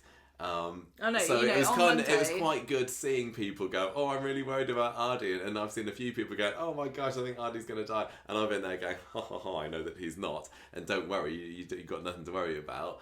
So that was quite fun, but yeah, I think I would have just been to caught be- up in the emotion even more if I hadn't known what was going to happen. But I obviously loved the experience of seeing these upcoming scenes being filmed. But it was nice as an experience. Just to be absolutely clear on this, it very well may be that something could happen to Ardy next week, because that's what happened to Sunita. She died in hospital. Who else? Who's the one who got chucked off? Tina. She died later in hospital. There have been lots of examples of characters who have later died in hospital after you think that they're safe. Yeah, but So- I mean, Ardy did seem pretty okay. He And seemed fine. The doctors said that they didn't hit any vital I'm organs just or anything. explaining, So. Michael. I don't Yeah, want yeah. people to think that we're giving them spoilers about Or stuff. false hope. But yeah, as I'm far just as we know, I'm just Ardy's- saying. Ardy I'm is just fine. explaining. We literally, I think, past Monday. That's it. Mm. That is when we run out of Yeah. ideas. Oh yeah, definitely. We don't know what happens post Monday. No. Yeah, no, you're right. It was difficult to be objective about the whole thing, but yeah, getting all the stuff with the woods and everything was new to me. See, the thing is, we were watching it for the journey of how it gets from what we know, from where we were to what we know happened, right? But that's not the point, is it? The destination is the most exciting thing, but we already knew where we were going. Yeah. So the fact We got that a different kind of enjoyment. we got a different kind of enjoyment, but definitely would have been more exciting to have watched it and seen Ardy go, "Wah!" But yeah, that was awful because we knew that he was going to be shot, and I said to you like a few minutes before, Yeah. "Oh, is he going to jump in front of the bullet and go no?" as a joke, and they did. It was Yeah, but you wouldn't have known that wasn't like, oh, that's so obvious that was going to happen. I don't know. I wonder. Did people at home let us know? Did you also foresee Ardy jumping in front of the bullet and going no? Because we knew he was going to be shot, but it was so bad, and It wasn't. What do you mean it was so bad? because it was so cheesy. It was mega cheesy, and it is not the fault of the performers or anything. But they were really going to It felt town quite- on the high drama, I high just want to effects. say, I just don't think you can do people jumping in front of things No, without it being funny. It's become a cliche now, Yeah. hasn't it? It's become a joke. Nobody will ever jump in can't- front of anyone's bullet again and get the full level of drama that you want to from it. No, So, can we it's best just to let them get shot. Can we talk about the special effects? You can, 'Cause yeah. I've already said what bloody I think. hated them. I thought it was Michael, awful. can you just And I'm not be saying respectful? I'm sorry. That's my. Okay. I'll say one thing, right? Okay, so I was really there were disappointed. there were two angles, weren't there? There was the stuff behind them, and then the Or the CG bottle dropping No, stuff. no. There was the stuff behind, and then there was the stuff where she was standing. So there's two aspects. So you see, like north and south. Yeah. Because you got to see her standing on the wall, and then you also got to see where she was looking. And there was a bit where she was standing, and we got to see like the roof behind her and all of the bits. And that was really wound me up because there was a sort of a chimney that was emitting smoke, but the animation of the smoke was like a second long. So it just kept repeating the same animation of the smoke just going round and round and round, and it just looked really crap. Yeah. And that's all I'm gonna say. When we heard about I've this. got no idea how much that cost. It must have cost a bomb, but I just feel like they could have done a real chimney. We heard about this volume wall back when we went to Coronation Street Studios, and we were told about it, and they were very excited about it. It's very impressive And Ian technology. McLeod has done interviews. He did that Zoom interview, which was published back at the beginning of September, where he was very excited about it. And I imagine if you're working on TV, if you're on a continuing drama like Coronation Street, and you're not used to anything like that, being told, well, you're getting this Hollywood technology, you are clearly going to be excited by it. You're going to think it's amazing. And I think Coronation Street's I think part of the problem that I was disappointed by it is because it was, sold to me as being this amazing thing, and I'd rather that they hadn't mentioned it beforehand, and they really went to town with like, they had the trailer, they had here's the behind the scenes, how we filmed the stuff that you haven't even seen yet. I mean, why put that on your social media channels days before? I mean, obviously it is to try and entice people to watch it, but I don't know. I'm really interested to know what the general consensus on all the CG stuff or on the volume wall stuff is, because I just think it looked so dreadfully fake. It did not look that, Michael. I'm just telling you what I think. I know, but I think you're. I think part of the reason I thought it was fake is because I built it up to be something big in my head, because Coronation Street said it was something big. So when they stepped out onto the thing, I was expecting it to be like this seamless.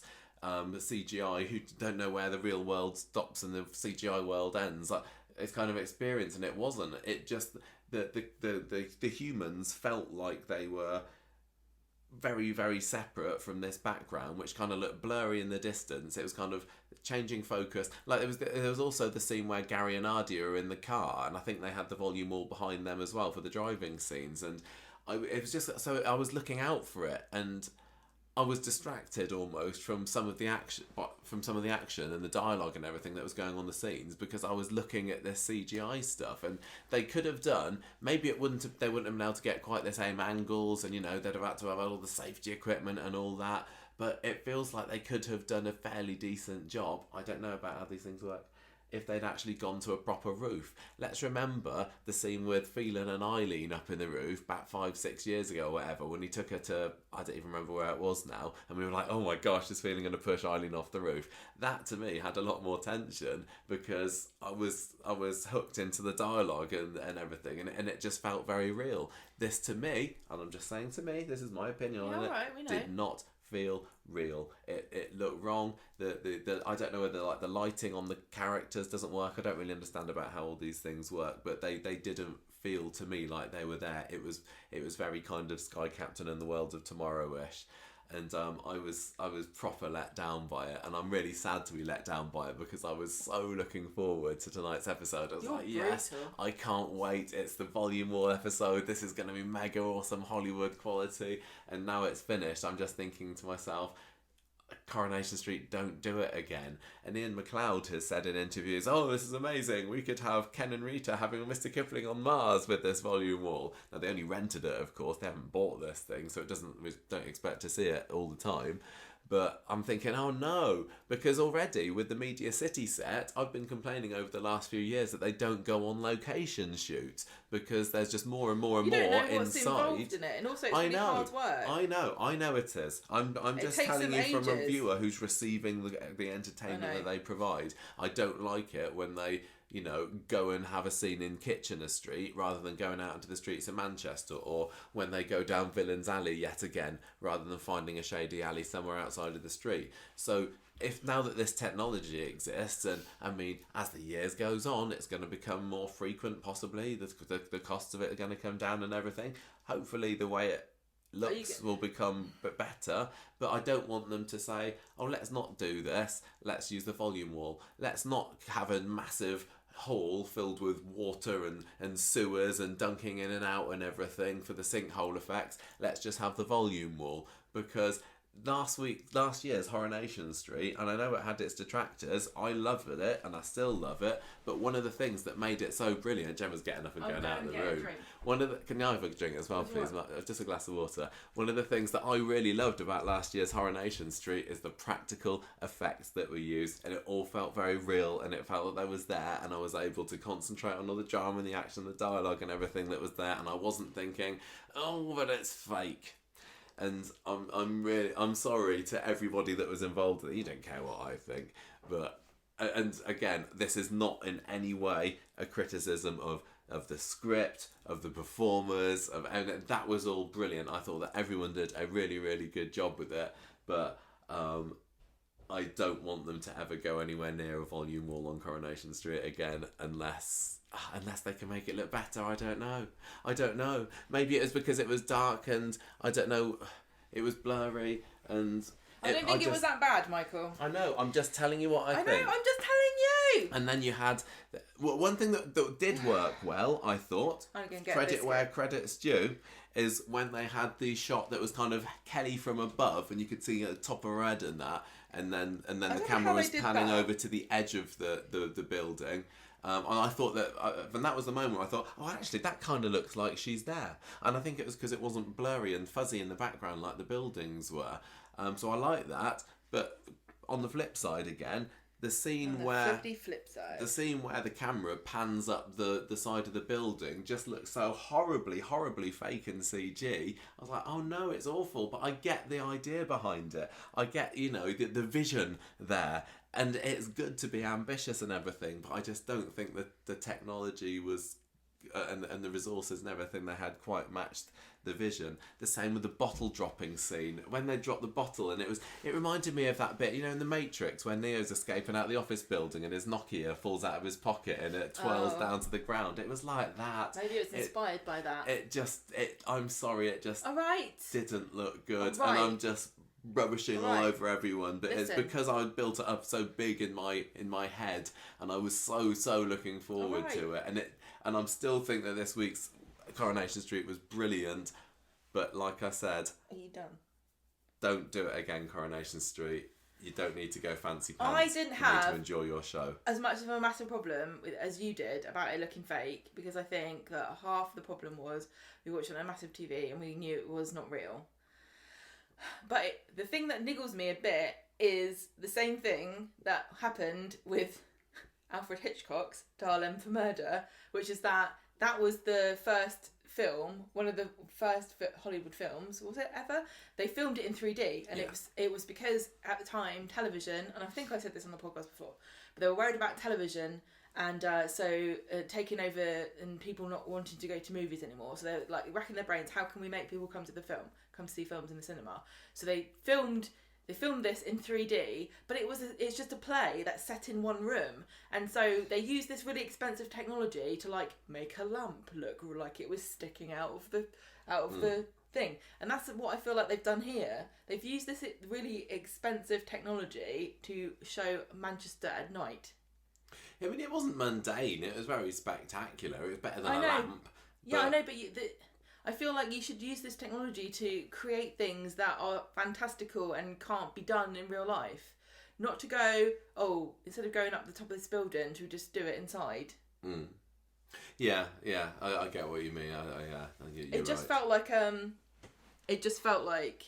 the most ordinary use of spectacular technology. Mm. And also, I mean, on top of all the visual stuff, there was also, your sound effects. When the guns end, it's like.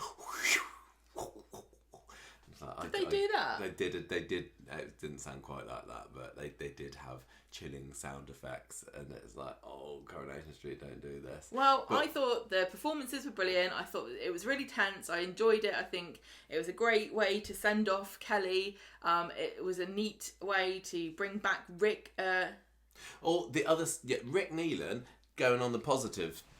I'm sorry, I'm not ashamed. You don't need to keep saying sorry. But Rick Neelan's coming back. I love that, and that's not always the sort of thing that I like. As you know, you never know what's gonna float my boat, and having characters returning from the dead feels a little bit out there. I suppose maybe Coronation Street had warmed us up to it with Jeff Metcalf appearing every now and then. I do think they need to stop doing it now, though. Yeah, it's going to lose its effect if it happens all the time. It feels a bit like when you get a TV show, like, I'm trying to think of a TV show where this happens. I don't know. Where people come back from the dead. Game of Thrones. People don't come back from the dead in Game of Thrones. Jon Snow. Oh, yeah. And Arya gets stabbed and then she's like, I'm fine. Yeah. Yeah, it's like, if people are going to come back as ghosts, I don't really care. Spoiler if you haven't watched Game of Thrones. If they're not going to, if they die or not. Like, I'm thinking to myself, now I'm not not bummed out that Imran died, because I'm like, they could get Charlie D'Amelio back to like haunt Toya at Christmas. What you doing with Spider? Well, do you know what I mean? I feel like they've got to be careful. They've got to be careful about having too many ghosts. I think that the way they did it, and because it tied into her fixation on being a Neelan, and Rick saying you're never going to escape your roots, and her saying, well, that's the reason why I'm leaving. Well, I mean, we're joking. Very, It wasn't actually a ghost, was it? It was a figment of her imagination. Yeah. It was her thoughts manifested. I thought that was fab, and unfortunately, like a day before Tuesday's episode, maybe I saw a screenshot somewhere with Rick Neelan in, and I didn't kind of take it in because it was just a flash, and I quickly moved away from it. I'm thinking, oh, maybe, you know, has this website superimposed a picture of Greg Wood and Millie Gibson together, but trying to kid yourself. Yeah, but then when he came on, I was like, oh, okay, that was spoiled a little bit for me. So I wish I hadn't seen that, but it was brilliant. And this was the first scenes that those two had ever filmed together, obviously, because Kelly didn't come onto the program until after Rick was dead. I didn't really think about that, but you're right. Yeah, it was like a couple of months later. So that was nice that they got to have a proper daddy-daughter scene together. I loved that. The other thing that worked pretty well, actually, was the nighttime filter in the woods, because on social media over the last few days, Coronation Street has been posting the behind the scenes how we made the wood scene as well. And that was done like in the middle of the day on one, you know, the hottest summers on record. And to be fair, I didn't tell, and usually I notice these things. Some of the dusky filters that they use on Coronation Street, I think it stands out a bit too much. Like on the scene on Wednesday, was it, when Kelly and Molly were having that talk, and Kelly was getting all upset, and Molly was saying, oh, you're not a bad person and everything. I thought that the nighttime filter they put on there just didn't look right. But the actual, this is nighttime, this is dark, that they use for the woods, I was quite surprised to find out that was filmed during the day. So well done, whoever did that. You did a good job. Just ease off the dusky ones. The cellophane in front of the camera. Exactly. So yeah, that's what I think about the effects, and you know you're going to expect big effects on the big weeks, but you know it's some hits and some misses there. But what was good? Hang on a minute. What? I know that you poo-pooed me for saying that I think it was a kind of boring use of spectacular technology to do a rooftop scene, but just compare the spectacular nature of this week's with Coronation Street. And I know people make fun of Coronation Street, but you're right to say the practical effects they used there with the sewers and, you know, moving the set down into the water to make it look like the water was rising up and having the actors submerged underwater and everything, that was far more exciting and more stunty and fun than a fake.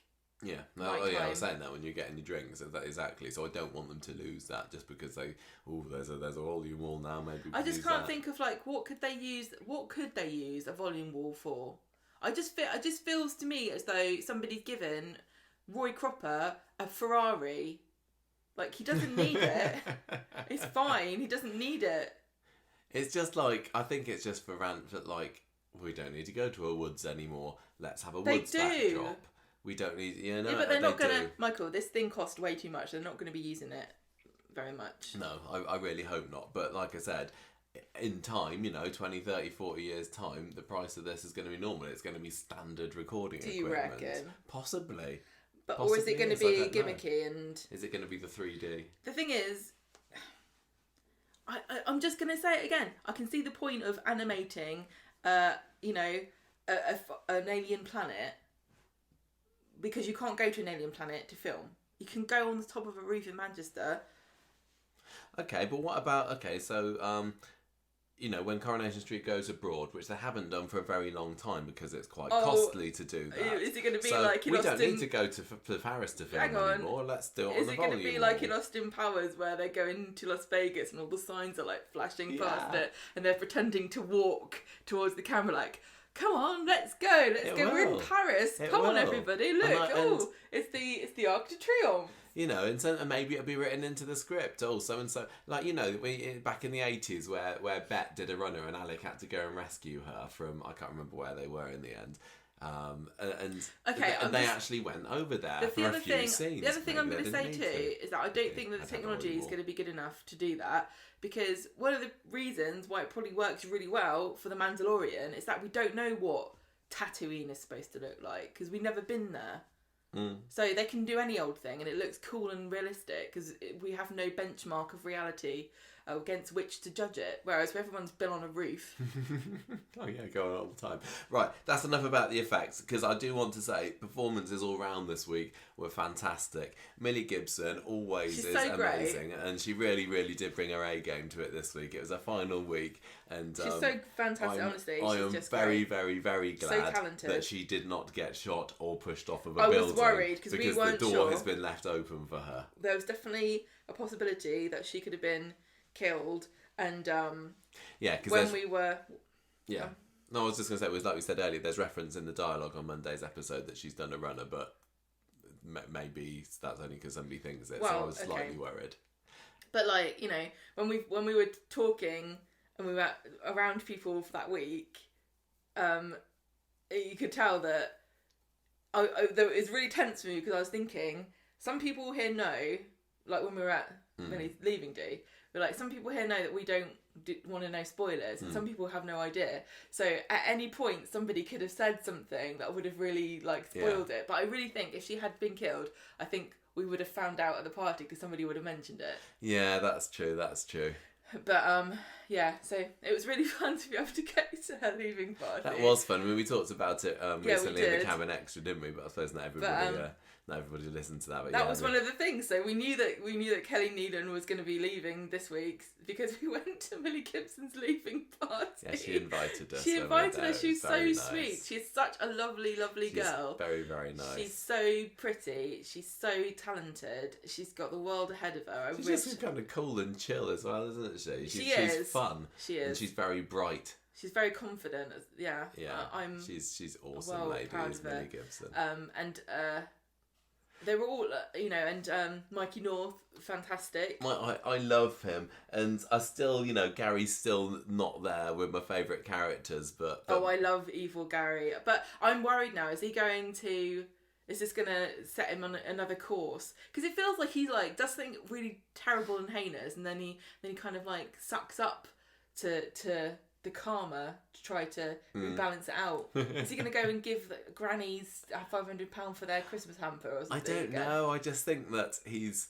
I think he has got away with it now. Do you think because they can't keep bringing it up over the last few years? Once every 6 months or so, the story gets brought up, and I go, "Ooh, is this a time when everyone's going to find out?" And last week, Kelly finds out, and really, I mean, she said, "I'm not going to dob you in, Gary, because you could have saved my life on the rooftop up there." I was thinking, oh no, please just tell the police, because if you're not going to dob him in when you know and he's your dad, then no one's going to. And in a way, I want him to get his just desserts. I want him to get what's coming to him. But equally, I don't, because as much as I say, he's not one of my favourite characters, I think that maybe I don't want him to go now. And partly it's just because Mikey North's such a great guy, and he was doing a great job. That scene, the final scene, or second to last scene of tonight's episode, which was Mikey and Millie acting their little socks off in the flat, was really, really good. And even though I think that maybe Kelly's reason for leaving Weatherfield, or because I think if I stay here I might turn into a baddie, slightly weak. I think that she really, really sold it in the performance. It was, and like you said earlier, I'd have loved to have seen a little bit more of that kind of dialogue-led stuff towards the end of the episode. But I mean, I loved the Stephen and the Hayley story this week as well. So. I was not convinced by the motivation that Kelly had to leave. I know that Millie Gibson wants to leave, and this is her leaving story, so I didn't really examine it that much in the moment, but honestly, it's pretty weak, isn't it? Really? Okay, fine. But I'm just more interested now in where Gary's going to go. What is Gary going to do now? Are they just going to go, right, draw a line under all this now, just forget Gary did anything bad because everybody has forgiven him, and I think they might. I mean, they seem to be with Toya. Okay. One of the things that Georgia said when I was chatting to her earlier this week is, soap moves on, and there's this ball that's rolling, and you got to get on to the next thing, and it feels like maybe that's it for Gary. It's not so much what I'm saying, is he ever going to be punished for any of the things he's done? It's more a case of, what kind of character is he going to be ongoing? Is he still going to be... Is he going to do another thing that's going to sort of turn him into a villain again? Is there going to be another reckoning that he another. Well, they've been nicening him up for the last couple of years. Are they just going to say, "Oh, I hope nobody remembers remembers that he used to be a murderer"? Yeah, I think because he was a bit boring for a long time. I remember one of the first times we ever went to coffee with Sally Matthews, and I was like, I don't really like Gary. I think he's a bit crap. And she was saying, actually, Gary's a really good character because he's one of the few characters that can talk to everybody, and he's a bit of a go-between and stuff. And it kind of made me reevaluate him. But really, the most exciting thing he ever did was kill Rick Neelan. And drop a roof on Rana. Yeah. Which never gets brought up. No, he's definitely got away with that one. Right, okay. I think if Mikey North ever does decide to leave, I will be bitterly disappointed if I love Gary. This isn't the reason, if he doesn't get, I just want him held up for his crimes. I want him to carry on being a villain. I want him to I know that Coronation Street doesn't actually think of him as a villain. No. But if he killed somebody else, I'd be thrilled.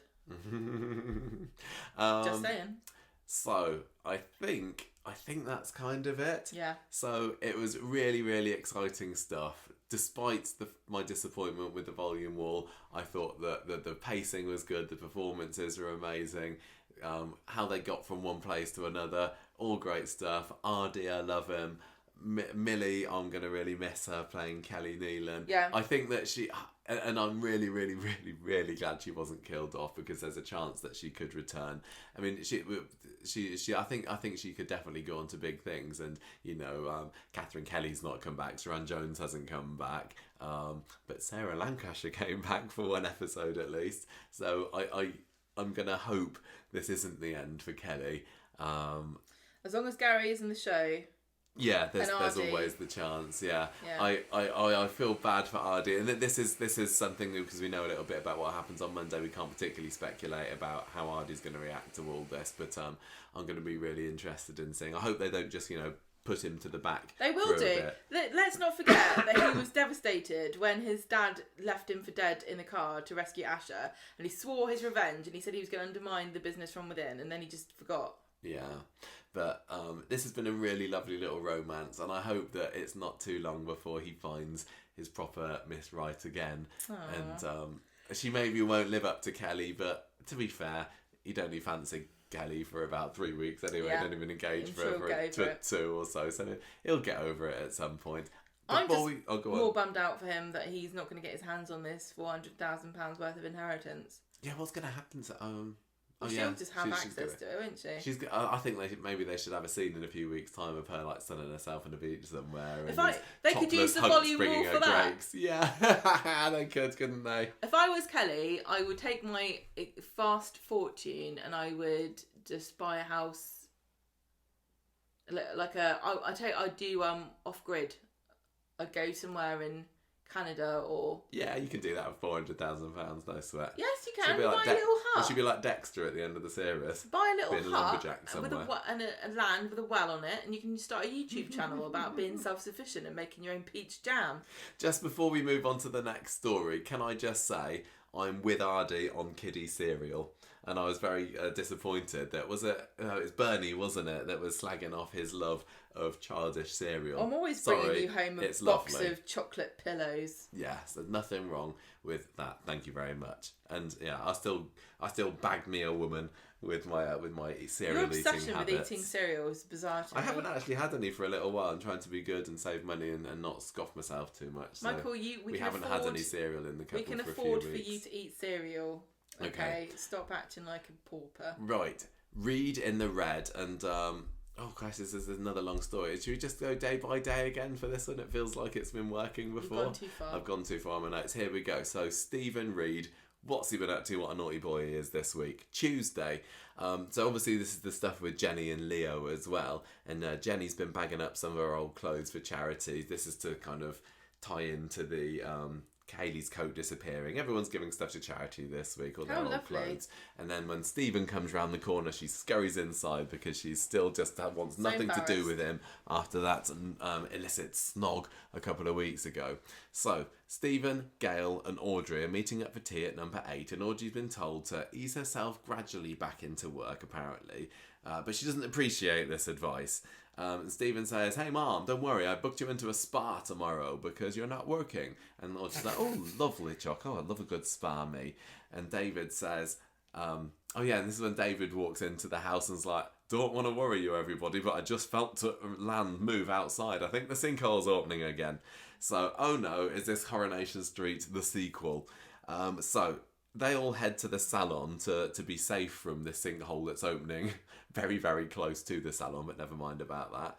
David hears from Shona that Leo is going to go and have a look at it. Watch out, everybody. Leo is on the case. It's all going to be okay. Nobody's that bothered, though, are they? Gail says, well, this is a bit sucky. We're probably going to have to cancel this spa trip tomorrow if there's a sinkhole opening in our back garden. And Stephen's looking on going, no, curses. So he's obviously got a plan going on here, trying to get Audrey out of the house. Leo comes back to them later and he's like, I think the garden's fine, actually, but we've got some people to come around and have a proper look at it later in the week. And Stephen says, oh, great, Mom, that's fine. You can go to the spa after all. And Audrey says, oh, yes, lovely. And while I'm there, the rest of the family can go to Grasmere Drive.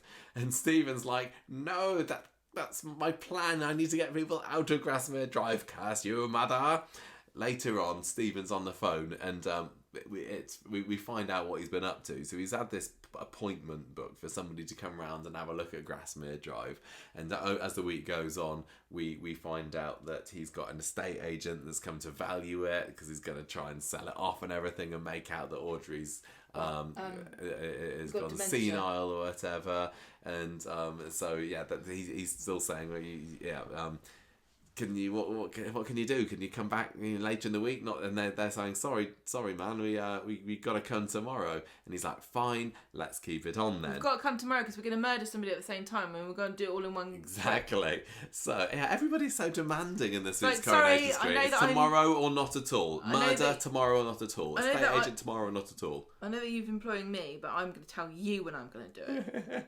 So in the pub later, Daisy's telling Leo, look, whatever you do, don't talk sinkholes around Jenny, because obviously it's going to bring back trigger her. Sad memories of towards Johnny down getting a bit wet down there last year, and Jenny's wondering what they're whispering about. So she's obviously utterly paranoid about this thing about Stephen the snog coming out to Leo, and but yeah, she's got the wrong end of the stick here. And Leo says, look, I just think that Stephen is hiding something at the moment, and Jenny's like, oh my gosh, we didn't snog, please. So Leo sees Stephen letting himself into number 8 later, and Stephen says, oh, yeah, I was just checking the doors were locked. And Leo's like mega suspicious of him. And then at the end of the episode, this is when we see Stephen having a bit of an overnight stay in his car. This is in Kitchener Street, and Leo's followed him at night. And yeah, Stephen's there in his vest, cleaning his teeth, bedding down in the front seat of his car because he can't afford a hotel room. And Leo's like, sell his car what's going on there? and buy one of those little vans. He should just get an electric scooter. That's what everyone's riding these days. Well, listen, I just gave away the fact that I love watching people being self-sufficient on YouTube and with their little log cabins and getting water out the well and having chickens and things. I also like watching videos of people who live in their van. And so if he sold his silly little sports car, he could buy a nice van and he could have a bed in the back. And I can tell him all the things you can do. You can lift it up and put stuff underneath it, get a little Bunsen burner in there, cook up your dinner, have some beans. Get your poutine on. Yeah. I'm going to go and get myself some more water. All right. What happened on Wednesday? On Wednesday, Leo asks Stephen if he enjoyed the hotel last night. And Stephen says, yeah, I did. And Leo looks very suspicious and goes inside. And then Stephen's phoning somebody because he's got this appointment at Grasmere Drive later on. Jenny tells Daisy all about Patrice. This is her French boyfriend that she ran away with. Did she? I can't remember. But this was when she was younger. And he was well fit, but it all went wrong. So sad. Leo comes in and tells them all about the sinkhole. And he's like, don't worry, it's totally safe. And Jenny is immediately terrified. She gets teary-eyed. She's got flashbacks of Johnny, and she sees he's got a cob on, and he tells her about Stephen. There's something wrong with him. It's something dodgy. He's sleeping in his car and he's lying about it. And Jenny's like, don't worry about it. It's none of your business. Don't get involved. And Leo says, yeah, I know. I just don't like liars. And Jenny's like, Uh-oh, that describes me. Audrey... Oh, I missed the Patrice stuff. Yes, That was a lovely throwback. Yeah, when she's talking about going to France with Martin Platt and coming back with Patrice. I like his name as well. Yeah. Is that a French version of Patrick? It is. Maybe we should French adopt a universal... Don't get him a degree in French for nothing, thank you very much. Audrey turns up at the Rovers and she's had a bit of an argument with Gail, and she reckons somebody's been telling porcupines because she went to Grasmere Drive on the way and there was an estate agent doing an evaluation, and it was Stephen who asked them to do it. And Stephen was like, hey, I booked it months ago, I cancelled it too. I've decided that he's from New York now. Okay. Back when I was in charge of your assets, I wanted them valued. It's not my fault, I forgot. Oh my gosh, And Leo's like, wow, what a good liar you are. So Stephen gets on the phone. He's like, hey, I'm walking here. Don't go to my mom's house. She's confused and she's got dementia. And then he's like, don't ever talk to me again. He's gone back English. The Platts gather at the Rovers. Stephen says the whole thing was just a mess up, but maybe it was a joke. And Leo says... Well, he's trying to pin it on David, isn't he, a couple of times this week, as if he'd phoned up and messed him around the estate agent for a laugh. Leo says, oh, actually, you're a liar. Maybe you should tell them where you were sleeping last night. And Stephen's like, I was drunk. I couldn't get a hotel. I was sleeping in my car. And Leo says, he didn't look drunk. And Stephen says, oh, I thought you were acting snarky because I smelled your bird. And this is when it all comes out that they kissed. And Jenny tries to explain herself, but Leo's off on one, heartbroken. And what does he do? He punches Stephen in the face. That was And great. Stephen's like, hey, I'm walking here. Okay, you're very, very good. Good job, Gemma. I thought that was ace. I didn't expect this to come out. The snog in this way. I mean, No, I know. I thought, yeah, that was a bit like the scene where Kelly reveals to Gary. Well, that was the same episode, wasn't it? There was lots I of... killed your dad. It was No, that- I'm sorry, I know. I killed your Gary, dad. I Oh my killed gosh, your dad. Eddie Snow. Oh, why? He's the best cake maker of Weatherfield. He made my cake wrong. I wanted a gender reveal party and he did the wrong colour inside. He got confused and he made it The purple. bit when Kelly says, I know you killed my dad, it was a great reveal, as was this, and made all the sweeter with a punch. And I saw a lot of people online Ow, my face. So a lot of people online saying, oh, Leo has gone up in my estimations now after laying Stephen out. Well, it was the least boring thing he could do. It wasn't very normal That for was Leo. the most animated we've seen Leo in the whole year he's been in the programme. So Friday then, we start with Jenny out the back with Leo. If it wasn't already obvious, Wednesday and Friday, and was it Monday all the same day? Yeah, no, just Wednesday and Friday. Yeah, all the same day. Well, Thursday and, Wednesday and Friday. So, yeah, Jenny's trying to explain herself and she's saying, oh, we were just, I felt rejected. I wasn't shown her on Wednesday's episode. She does the Friends quote, doesn't she? She pipes up and says, it was a break. Or what does the quote go like? We were on a break. Brilliant. Anyway, Jenny says, look, it was a mistake, and then you came back and you proposed, and she's like, I swear I love you, I want to be with you. But he's like, no, don't want to hear this. He storms out. So the Platts, meanwhile, go back to number 8, and Stephen's saying, look, I've got a public image to keep up here. I didn't want everyone knowing I was drunk, because they're wondering, well, why were you in your car? Have you not got an accent you could do for that? No, I'm a bit tired. Leo's just got an axe to grind, says Stephen. And David says, yeah, but Leo didn't know that you kissed Jenny. Why would he have a problem with you? And Stephen says, oh, he must have just suspected. It's like I'm a stud. I don't know. I can't think of a good reason. I give off my studly energy and every man around is worried for their woman. Yes. And then Stephen gets a phone call and it's clearly something, well, I think it was going to be Gabrielle, because who else would it be? But he's like, oh, it's business. And he excuses himself and heads over to the factory. And over in the bar, meanwhile, Rita is there trying to persuade Jenny, don't get drunk again, love. This isn't the week for drunk Jenny. I really liked... It's not a comedy week. Then Jenny, Daisy and Rita, loved Rita coming out. That was nice. Jenny's Jenny's just utterly beside herself at this point because her lovely Leo has gone and she thinks it's all over, and Rita and Daisy are saying, no, it can't be true. He'll come back, don't worry. So he's such a significant character. He did. So Stephen's in the factory, and yes, it was Gabrielle, Mrs. Reed, who phoned up earlier, And she tries to record him, doesn't she, confessing. Well, they were having this really stilted conversation. I said, one of these two people is recording the other one as a joke. And then literally 5 seconds later, he opens the bag and Gabrielle's got a dictaphone or whatever it is in there. It was a mobile phone, wasn't Is this a dictaphone or are you just pleased to see me?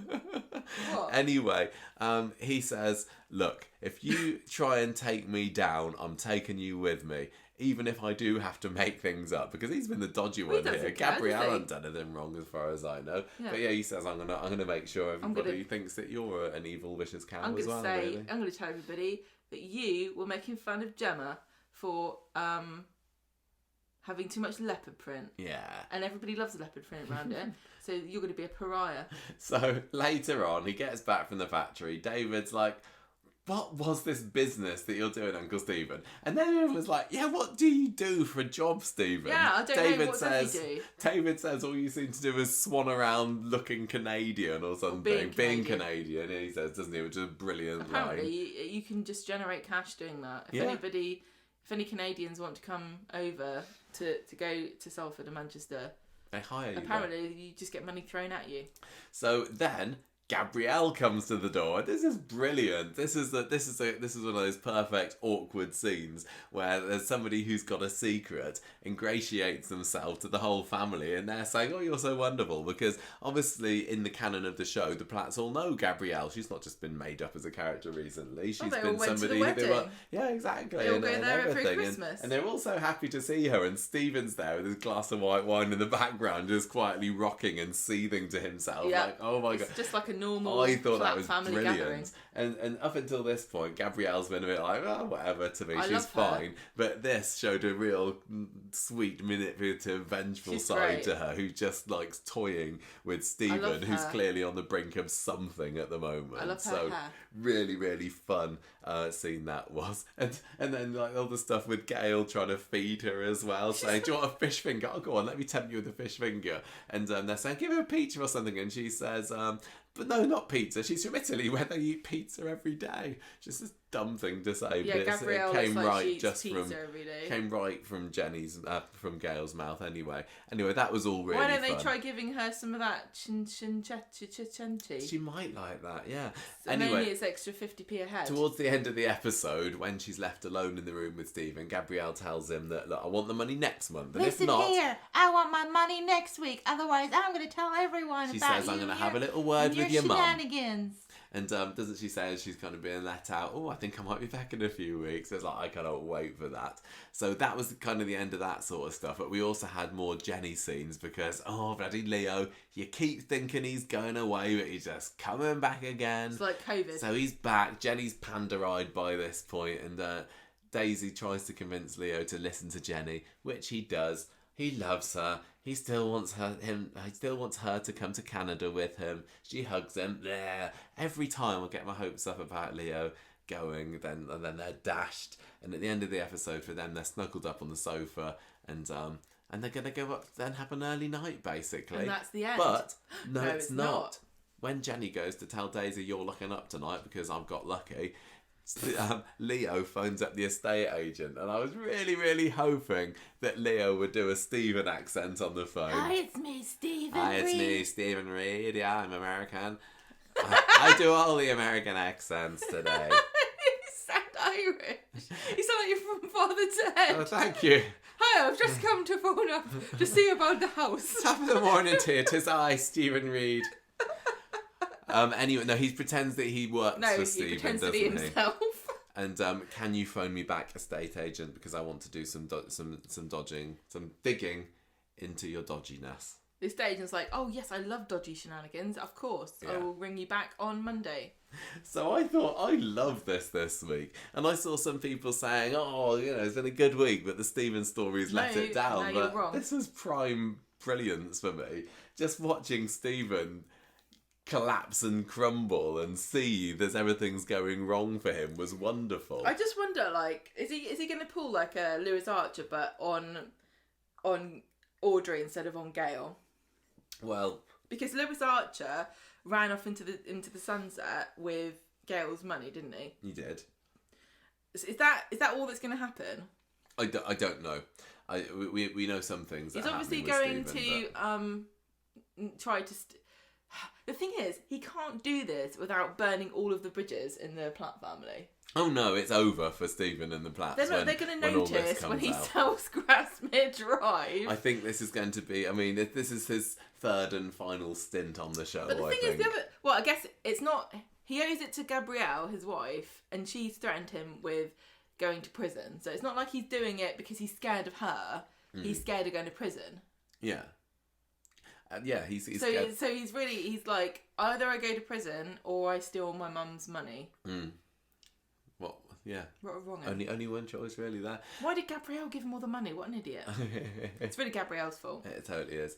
So I love this. I love the punch. I love Gabrielle. I loved all the sinkhole stuff. Jenny was wonderful. Nice little callback about Johnny. Patrice being mentioned. It was just awesome stuff. And yeah, it was like I said.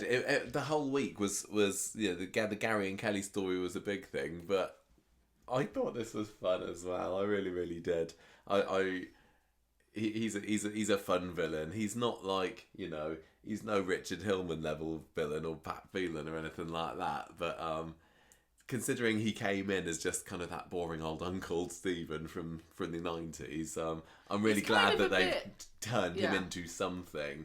And he's going to be memorable in some way now, whereas before really he excited, wasn't. He was just a bit of trivia before. Yeah, he was. He was a trivia character, exactly that. And now he's made his mark on the street, and I'm really looking forward to seeing his next scenes and what happens with this.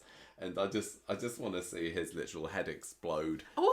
With all the stress of everything that's going wrong for him. Also, I don't know what Leo thinks he's going to do, because he's going to Canada soon. So what is it? I know he says I don't like liars. That seems a bit weak. But I do also feel passionately about not liking liars, and I might also meddle with people's affairs if I thought I could get away with it. But he just desperately wants to be interesting, does Leo? Yeah, and he thinks there's something interesting happening here, so I'm going to get in it before I go off to Canada. Has he really got to work this out? And what is he going to do? Just like blow Stephen's life up? Yeah, like he's then walking away from the explosion, but it's actually a plane on Canada, and the explosion is just everybody going, Stephen. We'll have to see. We'll have to wait and see for this one, but I don't think we'll have to wait for long. So, Coat of Hayley, Jumble Saley. I'm going to give this one back to you. Well, you said I can't do much talking, and then you've done most of it. I know, but I've got my glasses of water. I'm okay, but can you do this? Yes, please? I can. On Tuesday, Benny's had a cleaning job cancelled, so she offers to give Roy's flat a good bottoming. And Nina says, yes, please. So she brings a load of stuff down in the box, and she says the wardrobe rail has collapsed, and she tried to fix it, and she found a load of old clothes stuff back there. In a box. Should I get rid of them and take it to charity? Yeah, that's a good idea. All right, we'll leave it in a box and see what Roy says. And then they zoom into the box several times in this episode to let everybody see that there was a red coat in there. It was unnecessary, the second one in there. It's a bit like Schindler's List. The first zoom, it's like, remember that. And the second was like, remember that from still 5 minutes ago. It hasn't got up and walked out. Yeah, so Hayley's coat. Who'd have thought that in 2022 we'd be having a story about Hayley's coat? I loved it. I thought Rana took that when she came back from the dead. Yeah. Later on, a guy comes in, collects the boxes. Nina's too caught up in giving Todd his bacon butty to notice. Then when Roy comes back, he finds out they've taken everything. And Nina says that it was my stuff, but then she realises his box is gone.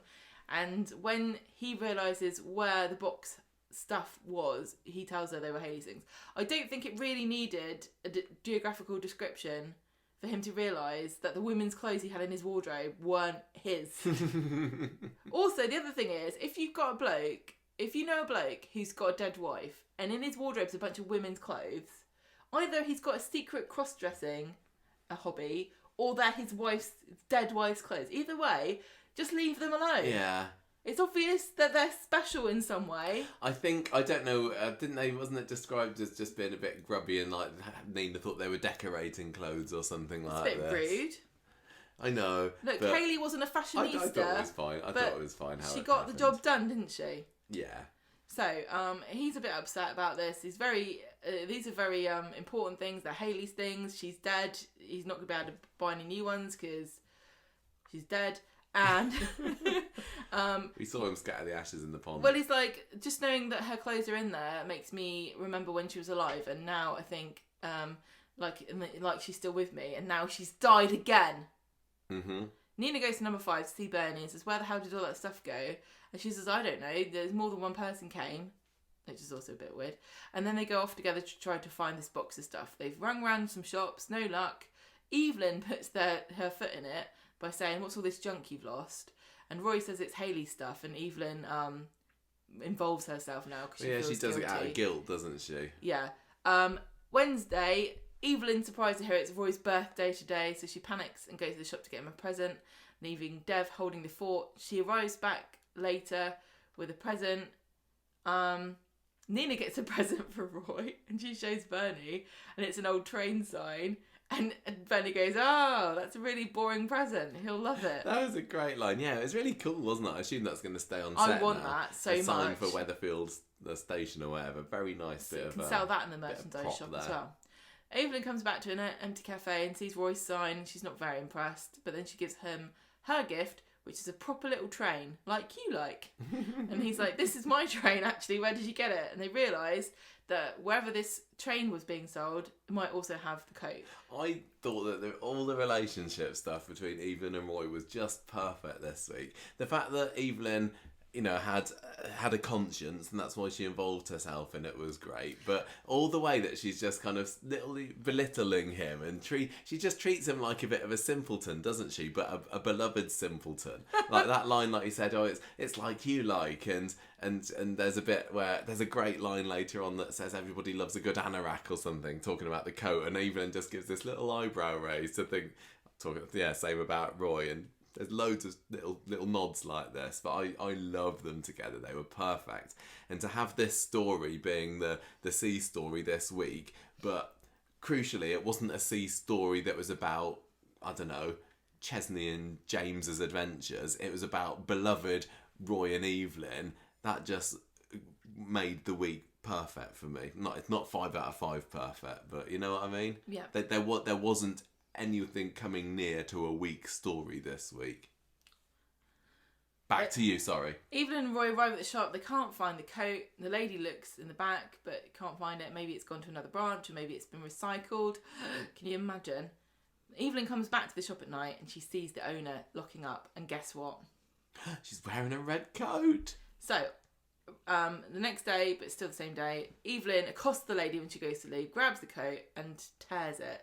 But she's won the battle. She returns home with the coat, and she tells Roy she's sorry for the rip, and she hands it over, and he's like, this is not Hayley's coat. So they have to go back. Roy summons the woman to the cafe, and Evelyn's very apologetic, and Roy explains that Hayley's very important and the coat was very special, and is there anything we can do to repay you for bothering you and ripping your coat? And the woman's like, we could always use more volunteers. And so Roy's like, great, Evelyn can do that. And Evelyn says, no, I'm not doing it. She and Roy argue because he wants her to go. And then later she gives him a red velvet cake. And I don't know who's going to do this job. But I assume there's going to be a charity shop in the precinct. Well, I'm wondering this. Yeah, this charity shop that they've been visiting, is this like an early look at the precinct and then later it would become an actual shop? Because it feels like the sort of shop you would get at a precinct. They're all over the place now, aren't they? So maybe this is a sneak preview of it. But I like the idea that Roy and Evelyn have been enlisted in the charity shop. I can only imagine that there's going to be some kind of plot related something or other there. This was, I'm pretty sure, the same shop that Stephen got his suit in a few weeks ago, wasn't it? Which still hasn't been confirmed or not, whether it is Imran's suit. But yeah, I think they should open the charity shop and have it in the precinct, and then forever and ever they have Imran's plaid jacket on one of the racks. Because nobody wants it. And it's like just an in-joke forever that just stays there. I would like that. So can they find out, are they going to find out something about Stephen? Is he going to go back there to buy something? Or I don't know. Think it's that important. I think that's it now. I think they're going to find the coat. Where is the from coat somewhere. though? I'm not concerned about the coat. I'm also not concerned about the coat, but I love how just a little week-long story came out of Yeah. a very beloved Coronation Street prop from 10 years ago. I know, I love the fact that, they're talking about Hayley's coat, and, if we're going to bring people back from the dead, can we have Hayley come back? Yes, exactly. You never How know. about Roy, he dreams that Hayley comes in with her coat on, and she goes, "Oh, Roy, just take my coat off and make a nice cup of tea." And she folds it, and then she pats it and goes, "You won't forget that it's here, will you?" And then he wakes up, and he goes into the living room, and the coat's there. Coat's there. Maybe. Anyway, there's not a whole lot to theorise or discuss, but just to say it was a very heartwarming, lovely, funny, nostalgic, kind of everything that you want as a Coronation Street fan. This little story wasn't it? Yeah. One of the things that people always say about Evelyn is that she's too much like Blanche, and she's not as good as Blanche, blah blah blah. But really, I don't think Blanche would have ever gone to the lengths that No, Evelyn I don't think went so. You're absolutely right. this week to make it up to Roy to find the coat and. Yeah, no, she's got a lot more heart in her than. Not, I mean, Blanche. Blanche would have felt did as guilty well. about it, but she would have gone, "Oh well." Yeah, I thought it was great. Yeah. I was kind of a little bit disappointed that the coat wasn't Hayley's, because Well, I thought it was obviously not Hayley's coat. it doesn't need to stretch out much longer. But I don't know, I see what you mean. Good stuff. Yeah, just for it storyline didn't length look like purposes. Hayley's coat, but maybe I'm wrong. Maybe they just did use Hayley's coat. It was a cool twist at the end of Wednesday's episode, though, because I didn't suspect that she had taken the coat. But she hadn't. So when we looked through the window and saw the flash of red, I was like, "Ah, you bitch!" Just like that. Yeah. And with that, we reached the end of this week's Coronation Street Talk synopsis. So now we have to come to the scores and the character of the weeks, Gemma. Yes. So what are you thinking? Who's going to be... Okay, well, I think I'm going to give this 4.5 rounds of Tuketi. Ooh. What are you going to give it? You already decided, didn't you? I did. I was going between 4 and 4.5. Going into tonight's episode, it was 4.5, but then the special effects did let me down so much. But I think if I'm just looking at the performances, the script writing, the drama, everything like that, I think I'm still gonna stick with it. So I'm gonna give it 4.5 bowls of kiddie cereal out of 5.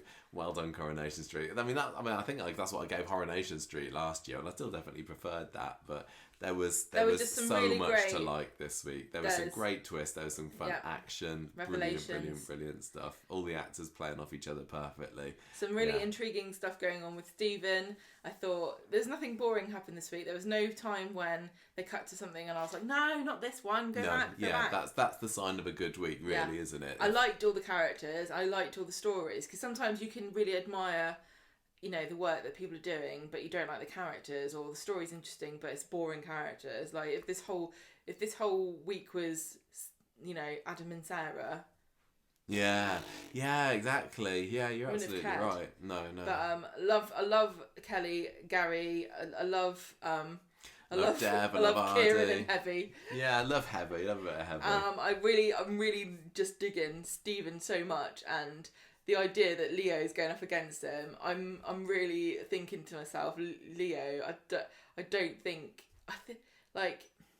you're not going to win against Stephen, because he's got too much. He's too desperate, isn't he? What's he going to do to Leo? What are you going to give? I'm really intrigued. Like, is he going to... Maybe he's going to steal Leo's money or threaten to shag Jenny or... Who is your character of the week, Gemma? There's too many to choose from. I know. Has it got to be Kelly? It's got to be Kelly, hasn't it? But I mean, she did set some goons. Yeah, but you've got different criteria again. I always say this. So you're giving it to Kelly just because she was the most entertaining of the week. Character of the week is the best character of the week. She was the best character of the week. I rest my case. I really struggle because I'm saying everyone's equally good really this week. There wasn't a weak performance at all this week, so I'll give it to Kelly as it was her last week, and I don't think sadly we're going to get the chance again, but you never know, she might return to Coronation Street with a new identity one time. So 4.5 and Kelly for both of us.